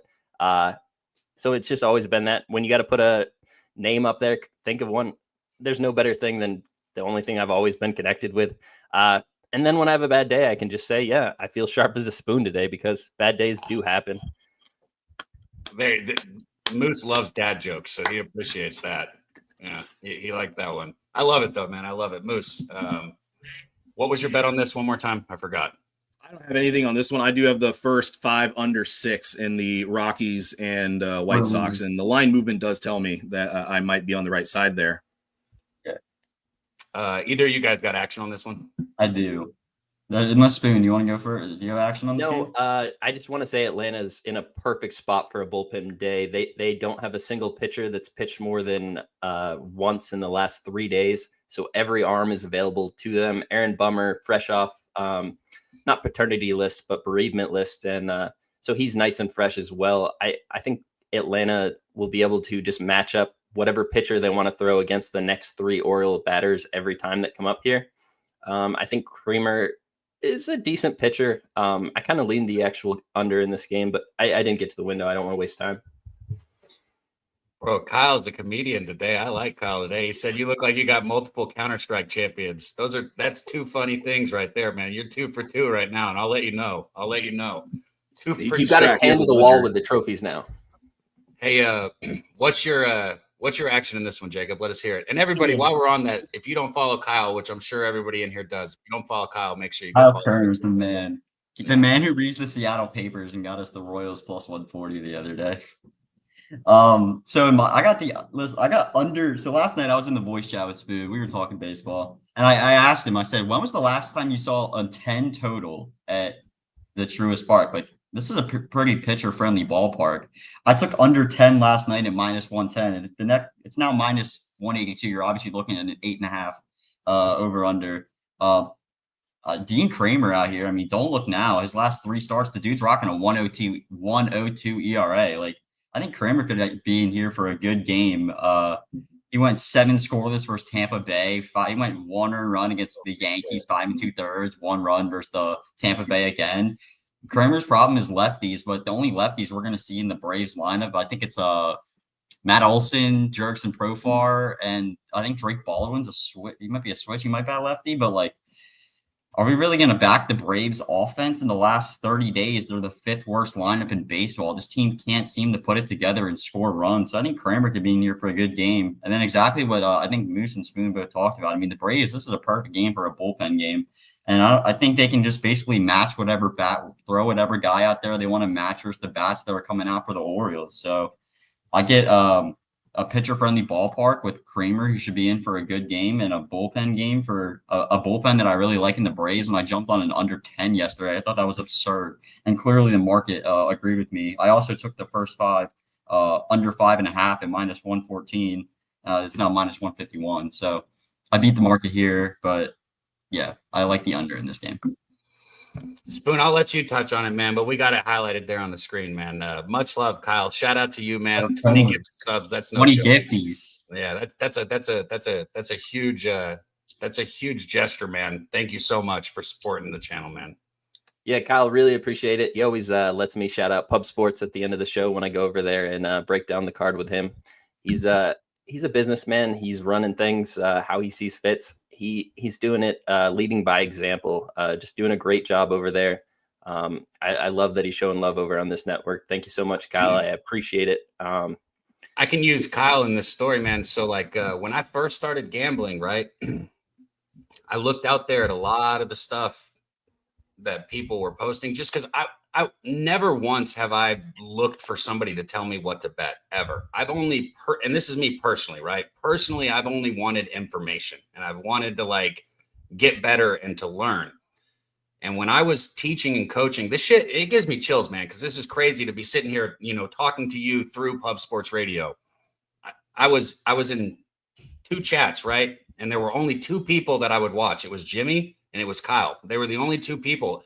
Everybody else was trash, man. I'm not trying to bash anybody. I've met a lot of people who are really good cappers. But the only two shows that I could watch that I could just get information from were Jimmy's and Kyle's. And both of you guys were the two that I watched. And both of you guys were the ones who made me want to get on screen and cap, man. So shout out to you. Shout out to Jimmy. And thank you guys, man. It's awesome to be here now. If I could rewind 4 or 5 years ago, I don't know if I'd believe it if I told myself it, man. So shout out to you. But let's keep this thing rolling, man. Everybody got their action on this one. What's our next game? Let me see. Milwaukee, Miami. I have I next. got it right here. Yeah, Milwaukee, Miami. Man, this is another one where Spoon. I'm gonna let you guys start this if you can. I got to get a charger really quick. Shit, my bad. Spoon, can you take this for 1 second? I'll be brief with this. I don't trust Chad Patrick today. This is a guy that really hasn't given you anything more than 5 innings. A lot of his starts are giving up multiple runs. Colorado, he just blanked. But if we go back to the 3 in the lineups before that, he gave up 5, 4, and 4 earned runs to Pittsburgh, Atlanta, and Chicago. That was with 10 base runners to Atlanta, 8 base runners to Chicago, and 10 base runners to Pittsburgh. And I don't know, I guess you can say Pittsburgh is hot and Chicago's got a good lineup. But if you're trying to say that, Miami is just as hot as Pittsburgh. And they got some lefty bats that can get to Patrick. I look at how Milwaukee deployed their bullpen last night. Aaron Ashby, a guy that they can generally count on to come in and give you a little bit of long relief. He was out or he went out for 32 pitches, and Tyler McGill, their closer, their best arm, also pitched 32 pitches. So those are 2 guys I don't expect to come out and throw today. So then I isolate it to the rest of the bullpen. I could only lean Miami here. I'm off the game. Jacob, you got anything in this game? I have. I know I pulled the Daby Cab. Apologies, guys. Yeah, Jacob, take it away. If you have any action. Yeah, I got nothing in this game. For me, it'd only be Miami plus 1.5 full game. Cal Quantrill, or even Miami in the first 5, the run line. I don't know what the line is, but Cal Quantrill, yeah, he used to be a guy that we kind of want to fade. I mean, he's basically gone out there and gave you 3 2-earned runs. Chad Patrick's a guy that I think Miami, their lineup's been pretty good over the past few days. They can definitely put up a couple runs on him. The most crucial thing you have to know with Cal Quantrill is his lefty-righty splits. They're actually absurd. He has a 439 WOBA versus righties and a 275 WOBA versus lefties. And we know, I'm looking at the projected lineup for Milwaukee. We know that Frelick, Yelich, Terang, Collins, these are some good lefty bats in the Brewers lineup that he should be able to pitch well against. So it'd only be Miami for me. I didn't bet this game. Moose Money, you got anything in Milwaukee Brewers, Miami Marlins? Yeah, I do. I don't really love this bet, but I mean, it definitely checked all the boxes for me. But I will hit the concerns, and our sports scientist over here kind of did touch on some of it. But since May 22nd, the Brewers on away road games have gone over 4.5 runs in 13 of their 19 games. Since June 4th against right-handed hitters, Cal Quantrill, 54 total batters faced, 6.57 ERA, a 300 batting average against, and a 580 slug. But only one of the last 6 games that Quantrill has pitched in have gone over the 4.5 total. And you have seen the righty-lefty splits. Quantrill does have a pretty solid changeup. That has been one of his main pitches in his repertoire.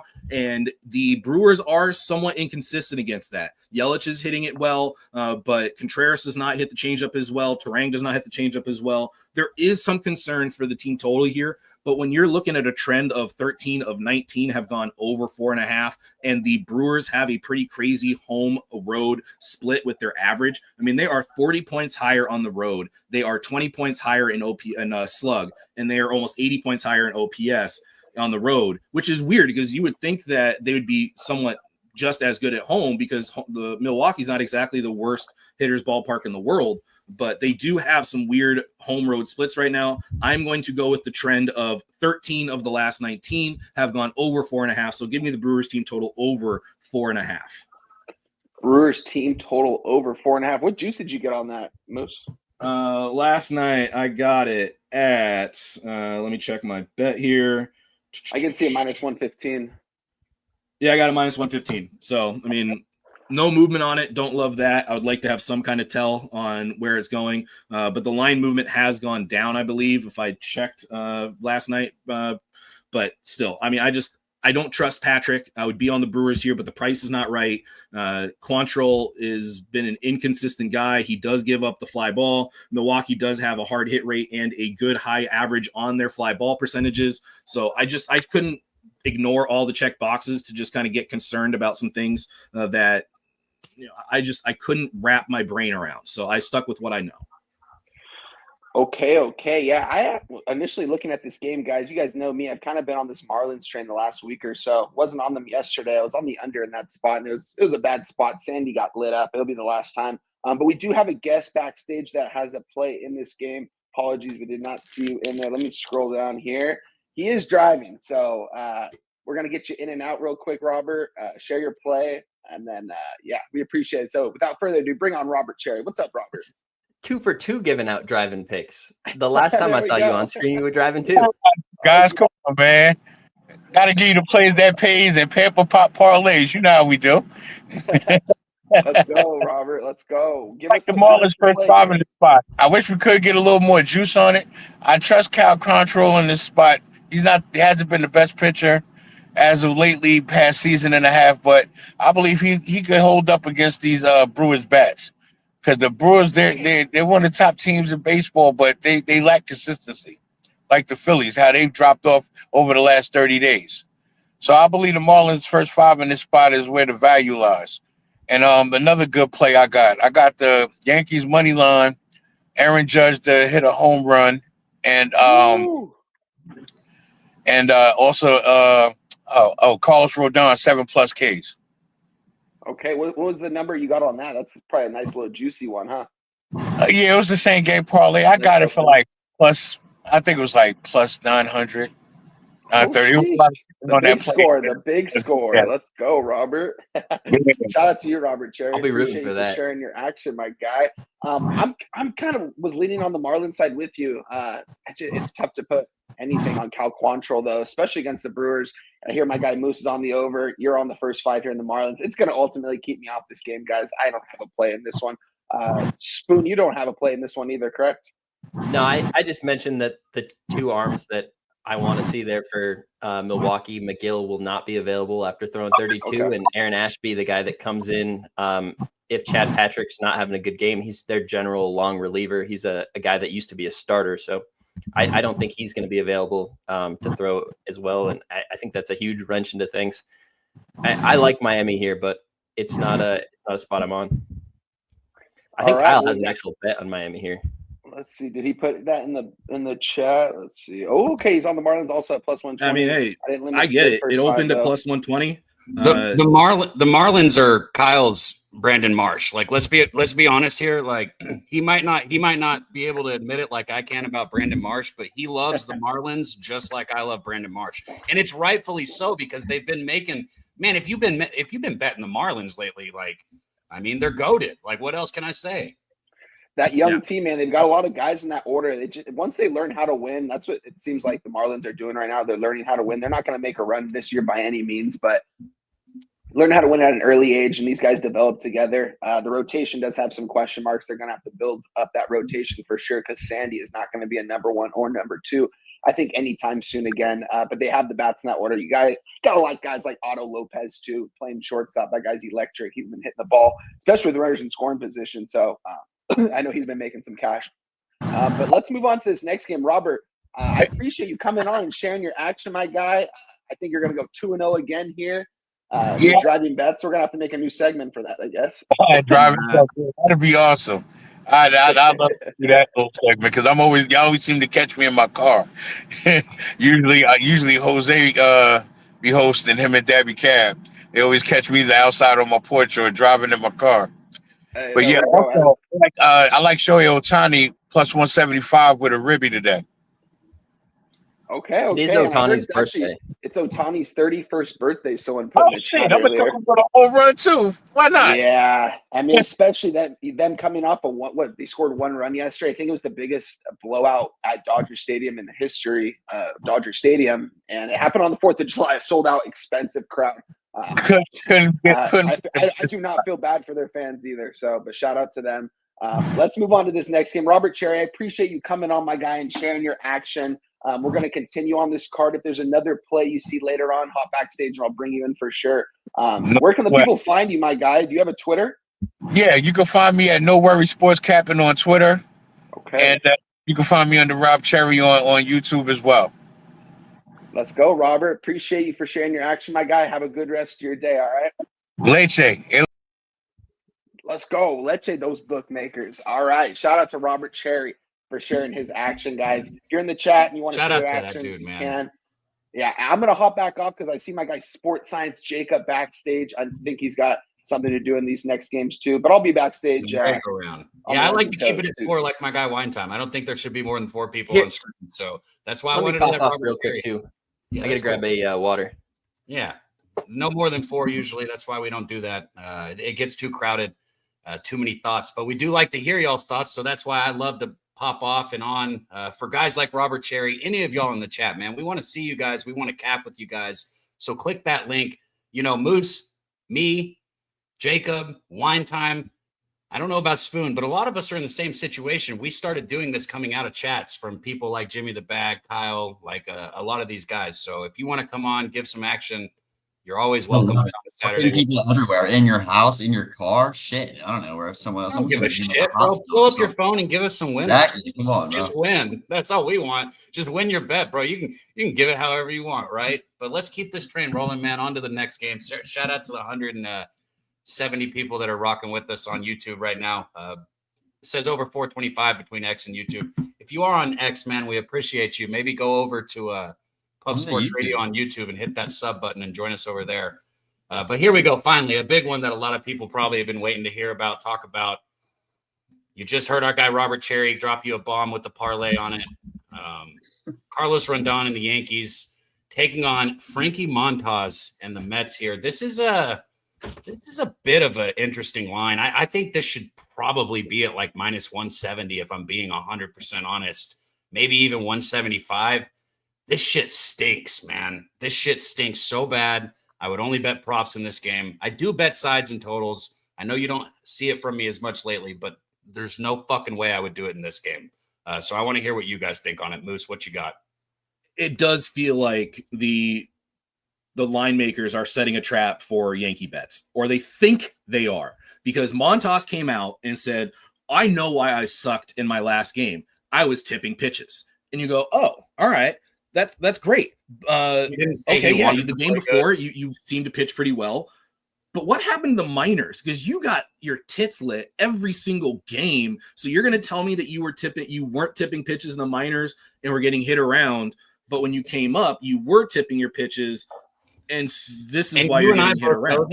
Him just thinking that he fixed his pitch tip. He doesn't fucking know what his tip was. Okay. It's not just as simple as don't grab it as early or don't. No, he did say that his glove positioning, his glove positioning was a little higher on pitches because you know that when you come set on certain pitches, like when you try to get your curveball, you're going to come in and you're going to kind of try to get yourself up and try to get on top of that ball a little bit. Versus your fastball, you might set up a little bit lower because your arm is a little bit more relaxed. When you're trying to get up on top of the ball, your shoulders are going to preset a little bit more than they're going to preset on your fastball, because the fastball is a more natural pitch. You don't have to worry about getting on top. It happens a little bit more naturally.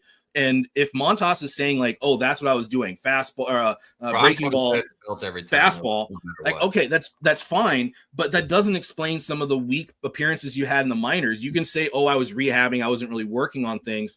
Velocity is fine. His spin rate is fine. But this is not the same Frankie Montas that we saw, off and on in Oakland and a little bit last year with Milwaukee. This is a guy that's trying to figure out if he can still pitch in the major league level. I don't want to trust any way, shape, or form left or right here, whether it's Montas or whether it's Rodon. I am off of this. It feels like the line makers are trying to be sneaky, being like, ooh, Montas is going to actually have a good game today, so we're going to set a minus 145 to get all those Yankee bettors in. But it seems like this is actually probably Yankee spot. Sure, it does. Absolutely, it does, right? I don't see how it wouldn't. Spoon's thoughts?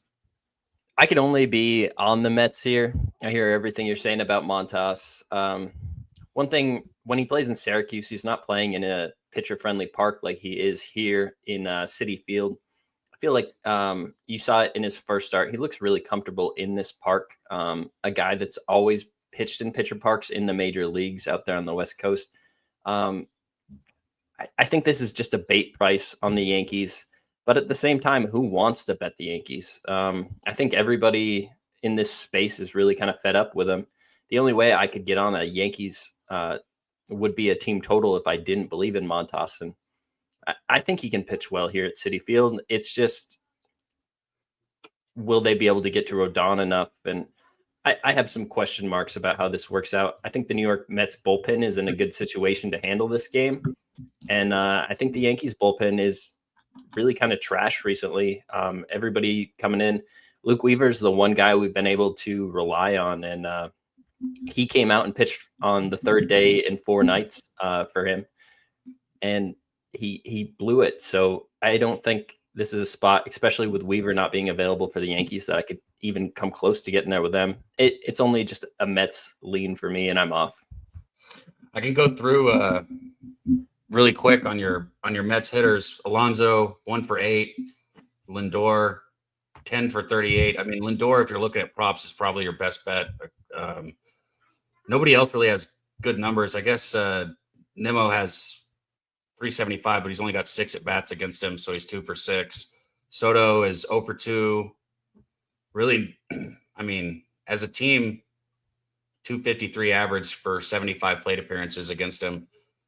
I don't know. Like I said, Lindor would be the only prop I would look towards if I was going to take one. So, yeah, nothing for me. Jacob, anything? I'm not gonna. It'd be Yankees first 5 or a full game for me. I'm not gonna spend a lot of time on it. We have a couple more games to go through. I will say Carlos Rodon. I feel like he gets up for these Mets games. He's 3-0 in his career with a 1.15 ERA against the Mets. Real quick, I just want to say I see the Diamondbacks officially activated Corbin Carroll today. The lineup should be out within 20 minutes. So we love that. Anyway, Carlos Rodon. Wonder what his props at. Yeah, I'm actually curious about that too. Anyway, I wonder what his splits are versus Waka too. But Carlos Rodon here, I mean, I feel like it's a lot. Yeah, who the hell wants to bet the freaking Yankees? This team fucking sucks. They've lost like 1 million games in a row. They've been a slumping baseball team. But I feel like Rodon gets up for this Subway Series. I mean, he's been a pretty good pitcher this entire season. His last couple of games, he's looked pretty good over his last 2 starts, 11 innings, 2 earned runs. I think the Yankees should be able to hit up Frankie Montas here too. I feel like I have a starting pitching advantage. I feel like I clearly have a starting pitching advantage, especially in the first 5 with the Yankees. The one thing the Yankees have been doing, despite the fact they're losing baseball games, is they're still scoring runs. I mean, they lost yesterday. They scored 5 runs. They lost to the Blue Jays when they scored like 9 runs.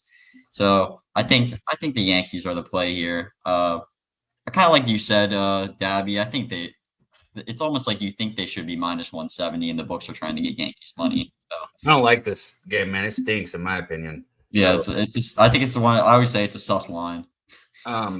Man, shout out to everybody out there in the chat, man. I saw my guy Redbeard up there earlier. He asked what the strain is. I got the white cherry slushy right now. It's bomb, man. It's a gelato strain basically, but it's good. He said the Diamondbacks line just dropped 20 cents. Nate said it was already going that way. It did not need much of a push. Some of the books, I think FanDuel. So last night we were looking at this, and the Diamondbacks were minus 126 on FanDuel. Other books had it some of the books had it like minus 145. They almost knew that like Corbin Carroll had a chance to play. Shout out to my dude Big Show too, man. I was just going through there. I saw him in the chat. I'll be right back. If y'all got a card today, Big Show, let me have it. Drop it, guys. We kind of already hit the Arizona KC game and the Detroit game. Moose or Spoon, did y'all have anything in those games you didn't get out that you wanted to? No, I pretty much said everything I needed to say with the Diamondbacks. I think they can get to Waka. I think Ryan Nelson, Moose did a beautiful job touching on his added extension that he's gotten this year. That fastball it plays so much differently this year. He's pitching really well. I think this is a Diamondback spot. Yeah, I guess I would say the one thing you can try to get ahead of the curve on would be if you start seeing Nelson miss up and arm side. That's telling you that he's not getting to his extension. So if you start seeing him miss like consistently up arm side, up arm side, up arm side, that might be a time to live bet fade because you're going to start seeing the Diamondback bullpen, which that Diamondback bullpen is opening that topic of discussion. That's exactly what you look for, not just in him, but anyone. If you want to live bet fade somebody, if they're not getting extended and that ball's running like that up and in spot that Moose is saying, I'm telling you guys, if they get lucky, and sorry for interrupting you, Moose, but I've made a lot of money on this. If they get lucky and get a few outs early on, fucking hammer that shit. If they're not getting the fastball down, hammer that shit. Yeah. Yeah. And you saw it last year because he would miss up and in. I mean, he was hitting guys. And one of the issues that you have when you're a hard throwing pitcher, because Nelson does throw, a mid to high 90s fastball, is if you drill somebody, there's this mentality you have as a pitcher. You either have this mentality of like, I don't give a shit about any hitter. They all go down. Or you have this mentality of like, oh no, I'm creating base runners and I'm putting myself in a bad spot. You're never like to the point, like, I don't want to hurt anybody. It's either like, oh no, I'm hurting myself by hitting these guys. I need to try to be more fine over the middle of the plate. Bro. And now you have a new whole set of problems. That's what the kids nowadays think. That's the problem, bro. What you just said, you teaching that weak shit. That's where they all get it from, isn't it? That's what I'm teaching. I'm saying, if you hit somebody, make sure you give them a cookie to make sure everybody's feelings are okay. Because we don't want the other team to be mad at us. I knew that's where it was coming from because somebody's teaching it to them. Somebody, so it's Moose money. That's where they're getting it. Because I swear all these kids nowadays that I'm training, and when they hit somebody, they go to shit. I'm like, dude, when you hit somebody, all you should say is, fuck you, I'm going to hit you harder next time. Yeah. I mean, that's why I didn't say scared. And it's not even like necessarily the scared part. It's more about like you now have a part of the plate that is open to you that might not have been open. But the problem is that with how the umpires react to this stuff, like they're just gonna be like, oh, you just threw in at somebody. Warnings. It's like, dude, this is baseball. Like these things happen. Let the game kind of police itself in its own way. But that's a whole side tangent. I don't need to get into that. But anyway, if you are looking at Nelson and you start seeing him miss up and in to righties, that's arm side. Arm side is, arm side run. So if you start seeing that, it might be a good time to live bet a fade. But I don't think that's happening here. He has been consistent with his front side and getting out to his extension point. So, but if you see foot landing and shoulders a little off, there you go. The full breakdown. All right, we got a fucking beautiful one right here. Ohtani and Valdez. I mean, look, I know Ohtani's finally getting to extend a little bit, and I know I've been preaching like take him at the plate. But Valdez, I'm not fucking taking Ohtani's prop today against Valdez personally. Like it's his birthday, I get it. I think he probably gets it. Shit, Ohtani is good enough to get it. He does. But if you're gonna have, and Spoon, I see your reaction, so I want you to tell me. Do you stick to your guns or do you let them go sometimes? Because I stick to them, and I don't bet lefty on lefty. I just don't fucking do it. I don't ever do it. Do you think you stick to your guns here, or since it's Ohtani's birthday, Astros, Dodgers, they're at home, do you let it go? I'm not sure there's a pitcher in baseball I've backed this many times as I have Framber this year. He's a guy I really enjoy to watch pitch. The way he induces ground balls with his sinker, it's just beautiful because he can get around batters. He's one of the top two lefties in baseball. I guess you could say Fried, but him and Fried are my top two active lefties right now in baseball. I can't wait for Shane McClanahan to come back. Sure. On that note, I think Framber's due for a bad game. That's why I said Crochet. Sorry, my bad. Oh yeah, I guess you're right. It's still, but who are you going to take, Valdez or Crochet? Taking Valdez. Who's the lineup? Is it a swing and miss team or is it a team? Stop, dude. For your fucking that's the answer. It's a huge difference maker there. That's fair. No. For your fucking team, who are you going to take, Valdez or Crochet? You're going to the World Series. If you're going to the World Series, who are you taking? I'm taking Valdez. All right, he answered and he said the right thing. We're done. This is over. Valdez. Point in. One of the top two best lefties in baseball. Okay, go ahead. Every year we see more than one or two games from Framber where he gives up 6 or 7 runs. And this year he has pitched lights out all season. We're getting close to the All-Star break. I think he's going to do to get hit up once. Why can't this Dodgers team do it to him? I know looking on paper, he's hit in his last 2 games versus Philly and Chicago, 2 really good lineups, 13 innings pitched, not a single earned run. I was on him for both of those starts. He doesn't really struggle with one side of the plate. He's got an xFIP under 3.25 to both sides, which is just really elite. You don't see a lot of guys with those kind of numbers and a lot of innings pitched. I knew I was forgetting. It's really brave to say that he can get hit, but Shohei Ohtani on the other side, I don't think he's going to go more than 2 innings. He hasn't thrown more than 30 pitches this season. He threw more pitches in his first outing than he did in his last outing. So that tells me they're not running his arm up. They're just getting him out there. They want to put people in the seats for the Dodgers, the start of the game. It's hard to get people there on time. And if you tell people you only get to see Shohei for 2 innings, they'll come and get there a little bit early. They want to leave early anyhow, just like they did last night with that absolute shellacking they got. The full game over or the Dodgers team total over were how I was looking to approach this game, but I can't bring myself to fade Framber. This is a guy I want to continue to back, and just because I think he's got a chance to get hit up by this Dodgers lineup doesn't mean it's going to happen. And Shohei's going to be replaced by, I believe, Robleski. He'll be the long reliever in this game. So I would expect probably 5 innings from that combo, and the Dodgers bullpen isn't in a terrible position. I'd like to see him a little fresher if I was just going to try to back them completely out. But Tanner Scott, Kirby Yates both had the day off yesterday. So did Vesia. I think the Dodgers do find a way to win this game and get to Framber, but it's not going to have my money attached to it. Moose, thoughts? This is an under spot, but I don't know if I can do that because Dodgers at home this year for the season on a over-unders are 28-17 to the over. But you look at the line movement, the line opened at, hold on, I just lost it here. The line opened at a, oh, goodness, I'm messing up here. Opened up at 8.5 minus 111. 80% of the bets have been on the over, and the line has now moved to 8.5 minus 110. So this is telling you that this is an under spot. Valdez is one of the best lefties in baseball. We don't need to go through the list, but he is one of them. He's in the conversation 100%.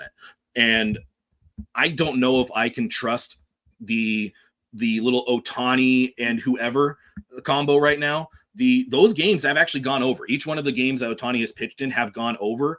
He did go up against the Royals and Seth Lugo last time. So if you want to say like, oh, he's only matched up against 2 other weaker pitchers in Cease and whoever the guy pitching for the Nationals was, Soroka at the time. I can't get to the under here. Ohtani's probably going to be around 50 pitches, 55 pitches or so. Maybe that gets him 3, but the progression you're going to see with Ohtani, first time out was 25 pitches. Second time out was about 30, 35 pitches. And then they bumped him up to about 40, 45. He's probably in that 40 to 50 range in terms of his pitch count. They are not going to go inning to inning. It is not going to be like he gets 2 innings today. He's going to go 3 innings today. It is a pitch count based decision. When he gets to a certain number, the bullpen is going to get active, and you're going to see Robleski come in. Like the Angels. I can only do under here. I am probably not going to do it, but the under is very, very tantalizing here, but I probably will not get to the window. And on that note, they won't give a dirty inning to a reliever. So if he's getting anywhere close to his pitch count at the end of the second inning, he's going to be done.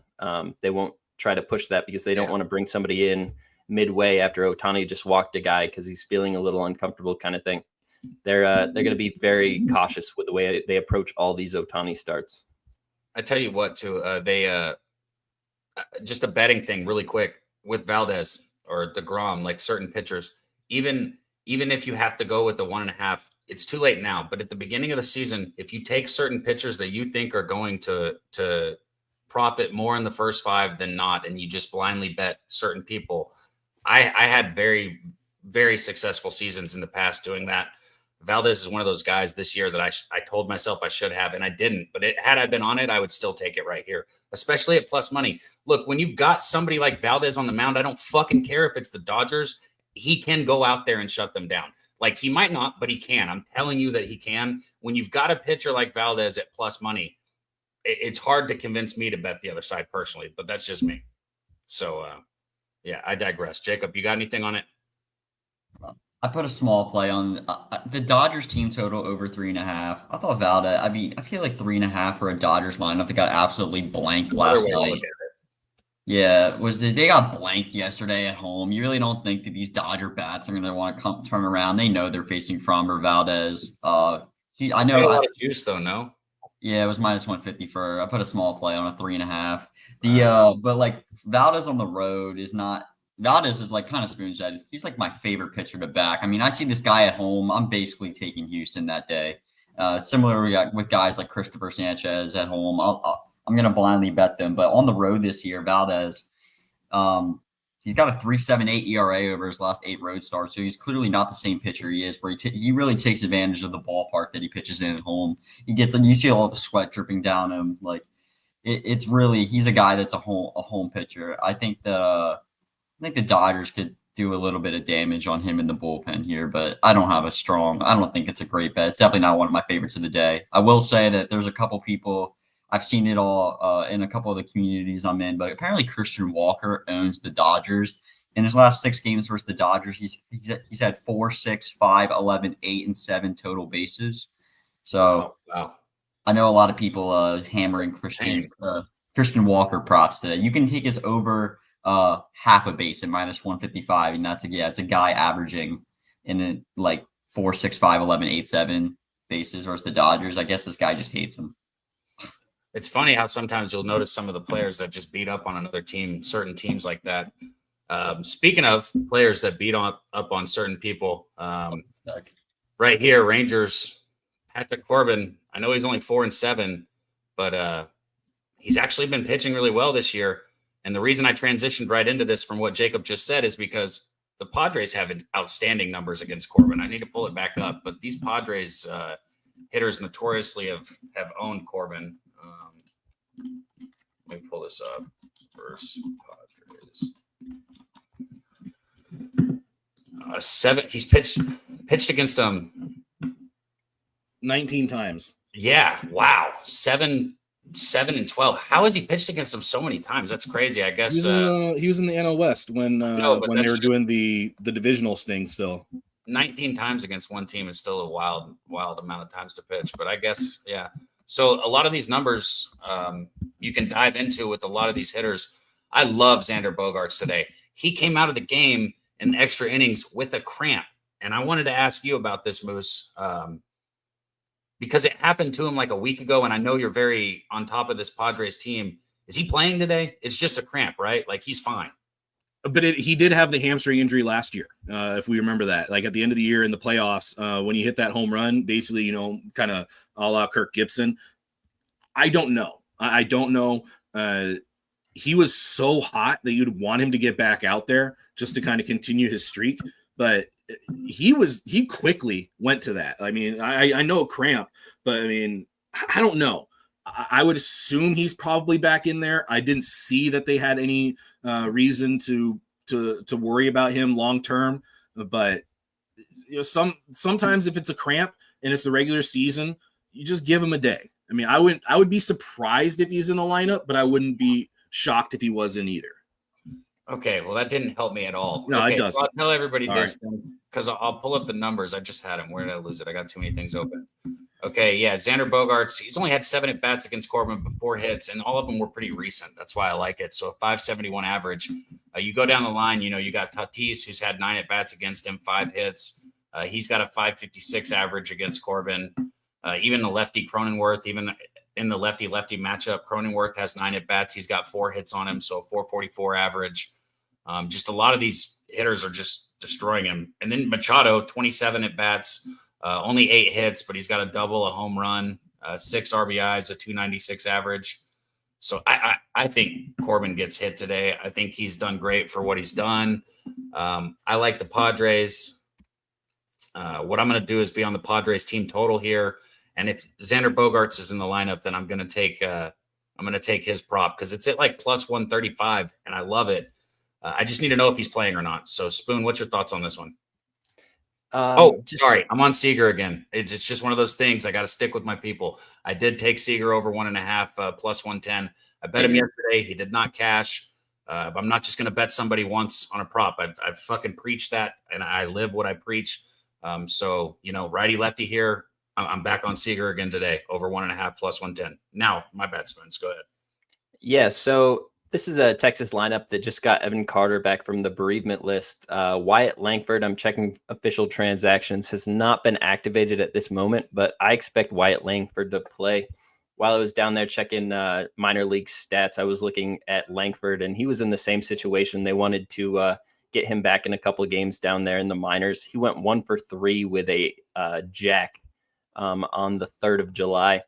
They played again last night, and Wyatt Langford was not in the lineup. I expect that he is traveling back to the Rangers main club right now, or was last night. And I think we'll see him in the lineup. I think that's a really good boost. I hear you mentioned Patrick Corbin has pitched to this Padres lineup a lot of times, but this is Corbin pitching better than he has in a lot of years. I know he's given up some earned runs this year, but I think this is a guy that I'm willing to back. Originally, when I capped this game, we had Leiter on the mound, but when it switched over to Corbin, I didn't lose any confidence. The big thing I need to be able to see with this Padres lineup is, can you get lefties out? And on the season, Patrick Corbin is getting lefties out. He's a lefty that has a slider. It's his most used pitch, and I think it will match up decent against these Padres bats. The addition of having Evan Carter and Wyatt Langford back in this Rangers lineup is something that the market, I don't believe, is really fully weighting. When I bet this game, I got Rangers plus 130. I would still bet it at the plus 110 or whatever's available now, but I'm on Texas Rangers here. I think they can really get to Kolek. This is the guy that I just don't trust.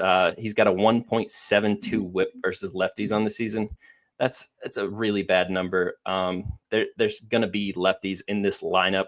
Josh Smith is killing it. He will lead off. Corey Seager. You have Evan Carter, who I just mentioned, came back. Yona Heim, Osuna. There's enough lefties that I really feel like they can get to Kolek. If you don't want to trust Patrick Corbin, I could see maybe just going Rangers team total over, because you can get the full 9 innings worth of at bats versus them. But this is a spot where I just put my money with the Rangers. I'm happy with it. I see the line movement, and that always makes you feel good. I always say it though, but you're the real Rangers fan. People like to say it's me. That's you, man. You like the Rangers. I pay attention. Moose, your thoughts on your Padres here? Are they gonna get torn up like Spoon? I want to take this first 5 over, but the total is at 8 full game, and the first 5 is juiced to hell in 4.5. That's ass. So I don't know. So Kolek does have some crazy home road splits, but he has 11 starts. He has 3 home starts. He has not done well in those starts. So there might be something to that home road split. But the big issue for the Padres is runners in scoring position. I mean, they are dead last in batting average, slug, OPS, ISO. I mean, they are dead last in runners in scoring position. 2 times yesterday, they had bases loaded with less than 2 outs and could only push across 1 run. So they are just terrible with getting runners in from scoring position. Tatis is struggling badly right now, although he did go opposite field for one of the first times I saw him keep his front shoulder in, because he has just been flying out of there. He kept his front shoulder in, and he was able to drive the ball the opposite field, and it was the play that Adolis Garcia missed in right field. But it was literally one of the first times I saw him use that approach. He has just been yank. So when you watch, if you're watching the game, you will see Tatis pulling that front side, trying to get too aggressive to pull the ball, and that is causing him to pull off. Merrill has had some issues getting under the ball. You're seeing his back leg is dropping, and he's working too much underneath. Too many weak fly balls to the outfield or little duck snorts.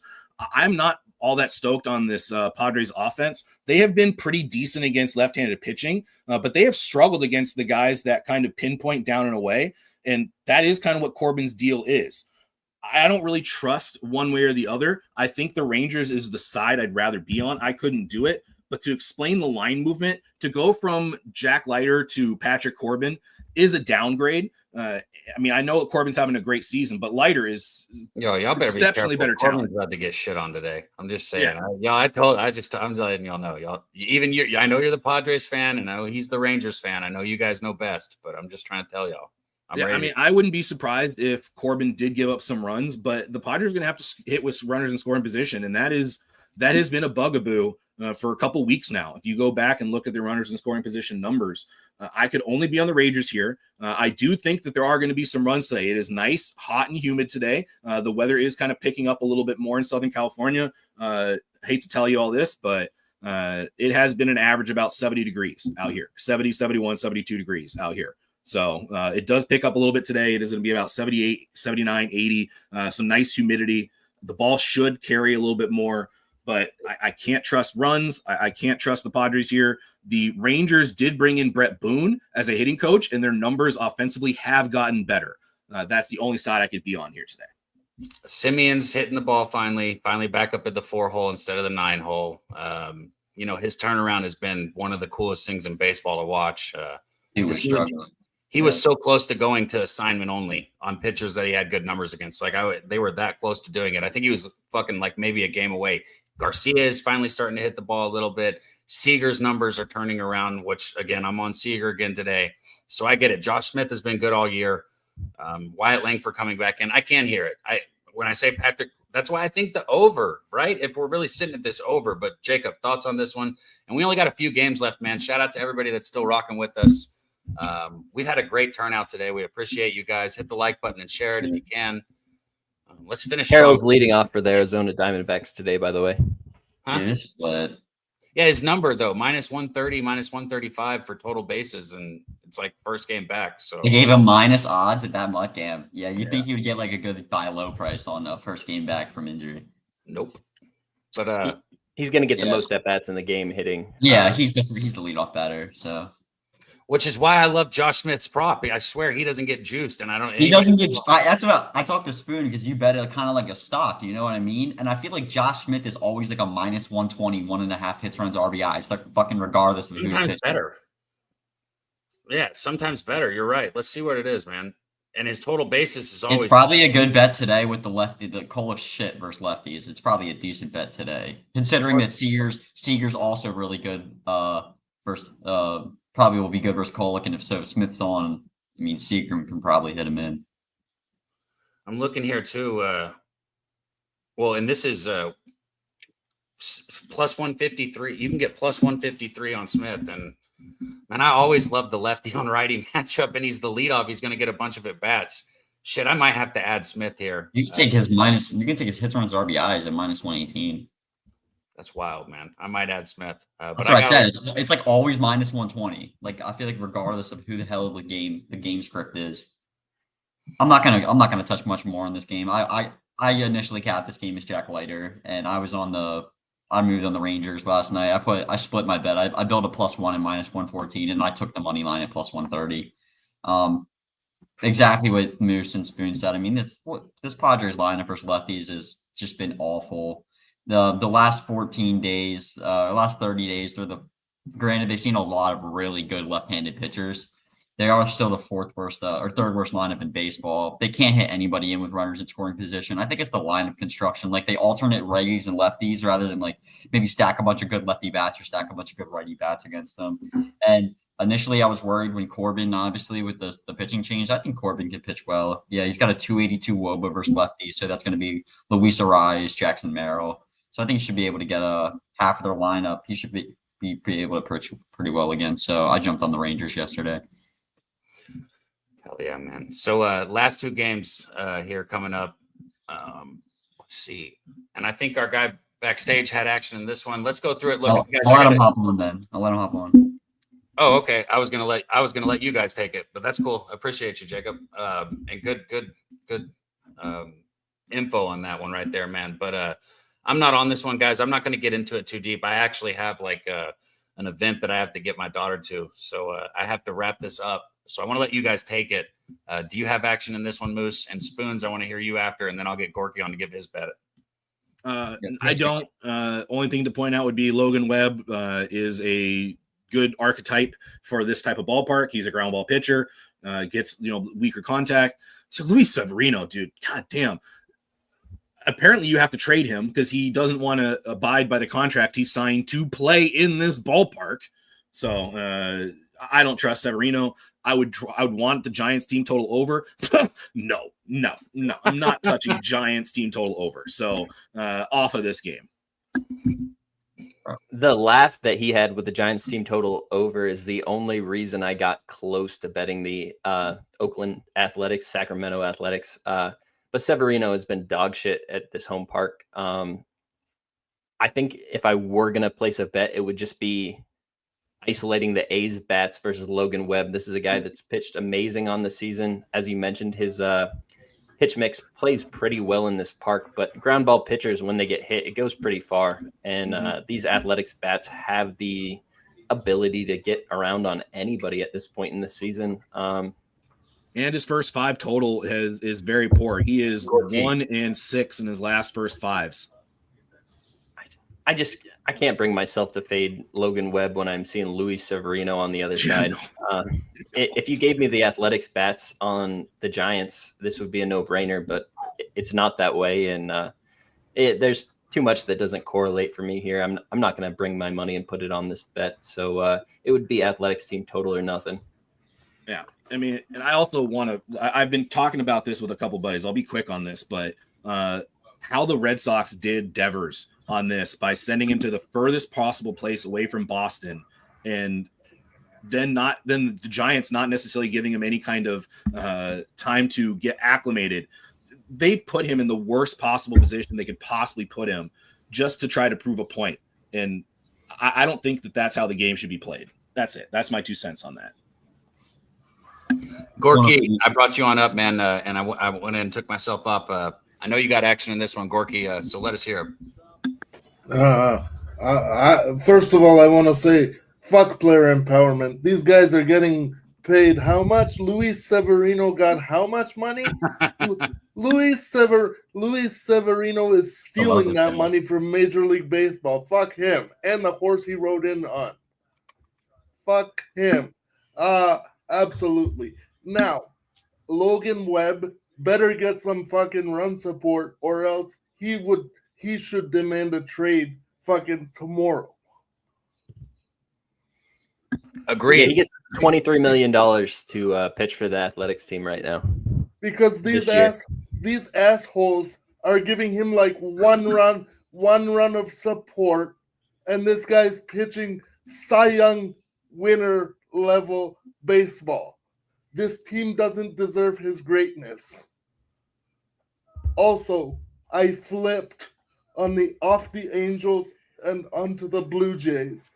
That might fuck me, but I trust the starter of the Jays much more than I trust some Polish guy whose name nobody knows. Okay? Logan Kohanowitz or whatever. Yeah, no thank you. I played him once. He gave up 8 runs in 3 innings. Yeah. So I'm on Seattle and the Jays money line, and on the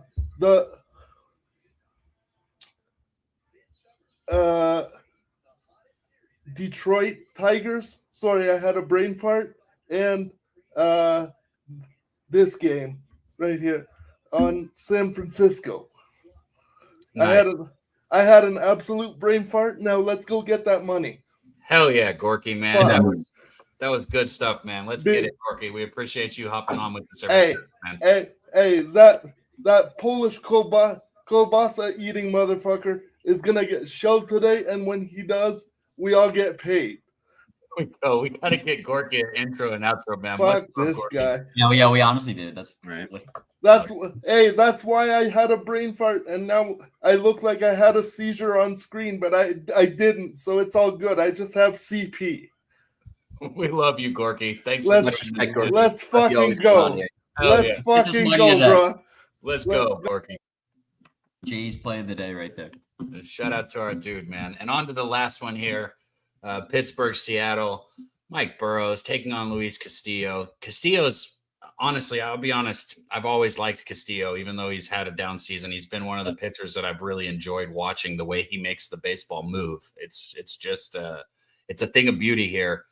That being said, everybody knows how I feel about a number like this in the first 5. It's just fucking too low. 3.5. Yeah, it's just too low. It's 3.5, 3, whatever it is. It's too low. I did not take the first 5 over for one reason. The only place I won't bet those is Seattle. It's the only place I won't do it. I won't do it in Seattle. So I didn't make a bet in this game. I'm going to pass it down the line, hear what you guys think, and we'll recap bets really quickly for you guys. And shout out to everybody still rocking. We're up almost 500 people between X and YouTube. So thank you, everyone. Much love for all the support. Shout out to Kyle again for the dono. Big shout out to Kyle. Tony for the dono. Shout out to Gorky and all the members in the chat, man, that keep this channel rolling. Thank you guys so much. Moose, thoughts, bets? I am surprised at where they set the line. I am not necessarily surprised it's minus 175, but I am surprised it's that high on Castillo. But he's at home, which is, in his career, he's had those crazy home road splits, just like we talked about with the Dolo. He's also had those, but it's also Burrows is giving you a full game 7. I mean, am I the only one that's a little surprised by that? Because I thought that total should have at least been 7.5, 8, and you kind of have it at 8 and move it down to 7.5. But they've had it at that 7, and you look at kind of how the money has flowed. 77%. I'm sorry, they opened it in 8. They did open it at 8, so I correct myself. They did open it at 8. 77% of the money is on the over, and it has dropped a full run. I am kind of doing a live cap right here, and Burrows doesn't have any crazy splits. 4.18 on the at home, 4.09 on the road. He has struggled a little bit at night. There is enough of a sample size there, but he hasn't pitched much during the day, which has brought his ERA down. You look at some of his last starts. He's given up 1 run, 0 runs, 4 runs, 1 run. He has not been necessarily a starter. You're going to see some of the bullpen in here today. The bullpen since June 19th for Pittsburgh has been one of the best bullpens in baseball. I think I am talking myself into a full game under here. So put me on the board here for full game under a 7 or 7.5, depending on the best number I can get.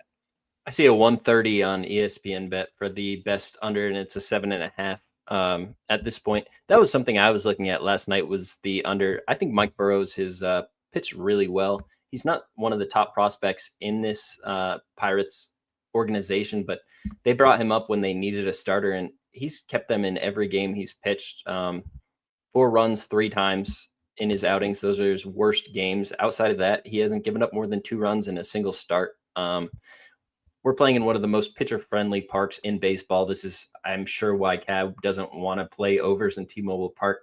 It's modeled at minus 9% home runs tomorrow, minus 17% doubles and triples, and minus 11% runs from the people over at Ballpark Pal. I think the line movement tells you everything you need to know, especially with the cash on the other side. I think that under 7.5 is the only bet I could be on in this game. I'm not sure I'll get to the window. I do have 5 plays on the board, and that's enough money out there to make me be a little bit more conservative after that. All right, official on the under 7 at plus money for this. So you kind of saw the live cap of how I've been doing things recently with the line movement, checking stats, and if it all correlates, then I take the bet. Well, it's a great way to do it. You got to respect the market. Yeah. I don't let it be the whole all end all be all, but it absolutely dictates and determines kind of the stuff that I look at. And this is all stuff that within the last 2 weeks, I've really started pushing, because I did make an adjustment with how I was viewing line movement. I was way too much stat based. And so I had to figure out how to integrate a little bit more of line movement, allow that to determine what I'm looking at. And when you look at this and you go, okay, this is telling me Burrows is going to pitch because the money has been coming in on Mariners, but it has not been necessarily reflected in that. And you have the total dropping a full run. Yeah, that all live cap right there. I'm taking the Mariners and Pirates under. Jacob, you got action on this one? Oh, you guys, this is kind of a system play for me. I like, like you said, I like Luis Castillo. I think he's had a down year, but he's still a guy I like to back at home. in this Mariners ballpark, who we all just touched on, so pitcher friendly. Like it's runs come at a premium in this ballpark. And I love fading the Pirates bats on the road here. I mean, they're the worst lineup in the last 30 days on the road. Yeah, they started hitting the ball better, but we saw it come right back down to earth yesterday when they scored an absolute 0 runs. Mike Burrows has actually looked very, very good this season. And I think he's going to be able to pitch well today. So I like your guys on the under here. I took the first 3 under 2.5 at -140. You can still get it at -145. I put a unit on it. I hit it yesterday. I was sweating my ass off when Cal Raleigh hit a 2-run bomb in the first inning. So as long as Cal Raleigh does not hit a 2-run bomb here, there's a total of 7 that I can get under basically 3 runs in the first 3 innings. It's kind of a system play for me in Seattle. I'll take it. Daby, you're muted. This park, the only way to score runs is hitting home runs. They have short fences. Those short fences make for a small outfield. The outfielders in this game are all very athletic. We'll be able to get to the balls. So you're going to need runs to go over that fence if you're trying to be on the other side of this. I love Moose Money's under here. I like that first 3 under. Daby, take it away. Can we talk? Why are they still pitching the Cal Raleigh? Yeah, just walk him. This dude's on a heater. Like, if anyone wants to, like, if Cal Raleigh hits a home run in the first inning or something, look to live bet his walk because they will walk him. Well, that's a good point. I just saw a game where they had first base open, 2 outs, and they still were like, yeah, we're going to try this. We'll pitch to him. He's been walked in like so many scenarios where you would not think that they're going to intentionally walk somebody just because they don't want to sacrifice even like the chance of a run. So, not to try and speed it up too much, but when I say rapid fire, no like description, we got to just rapid fire our bets real quick, guys. Let's just go down the line. If you want to start, Jacob, rapid fire your bets. You can give out what you gave on the show. You don't got to give out everything. Yeah. At least for my bets, I'm with Spoon on the Angels +1.5. I also took their team total over 3.5. I'm on the Rays with Spoon. I'm sad the line moved against me. I wish it was still that other pitcher. I took the Phillies Nationals team total over. I'm on the unders in the first 5 in full game for Atlanta. I'm on the D-backs with Corbin Carroll now in the live. Well, Corbin Carroll's in the lineup. I took Casey Mize. I took him under 2.5 earned runs. I also split that with the Tigers first 5. I didn't give my bet in the White Sox Rockies game, but I took the full game under 11.5 in the first 3 under. I'm on the Rangers. I'm on that under first 3. So those are just a couple of my bets so we can get rapid fire right here in this Pirates game. Spoon. Yeah, I got 5 plays. I got the Rays money line -120, Angels +1, +102, Rangers money line +130, Diamondbacks money line -126, Nationals team total over 4.5 -122. Marte's not in the lineup for the Diamondbacks. Hate to see it, but I still think they get it. Moose. First 5 Reds and Phillies under 4.5. Brewers team total over 4.5. First 5 Diamondbacks -0.5. First 5 White Sox Rockies under 6, and full game Pirates Mariners under 7. And I would also like to wish Jose the best of luck. Apparently yesterday he did play Pirate a little too hard at the beach and is now plundering the Ivory Coast of Africa. So best of luck on your adventure. Thanks up for Jose. Damn, Moose, today got so slammed we forgot. Hey, and I wish I would have put this in earlier when we had more people because, man, Moose is one of the hardest working people behind the scenes. If you have not gotten his Moose docs yet, you're missing out. All you've got to do is give the dude his email and he'll give it to you. He's capping college football in depth in a way that you don't get for free anywhere else. So when the closest thing is Phil Steele. Yeah, I mean, I'm telling you guys, it's the best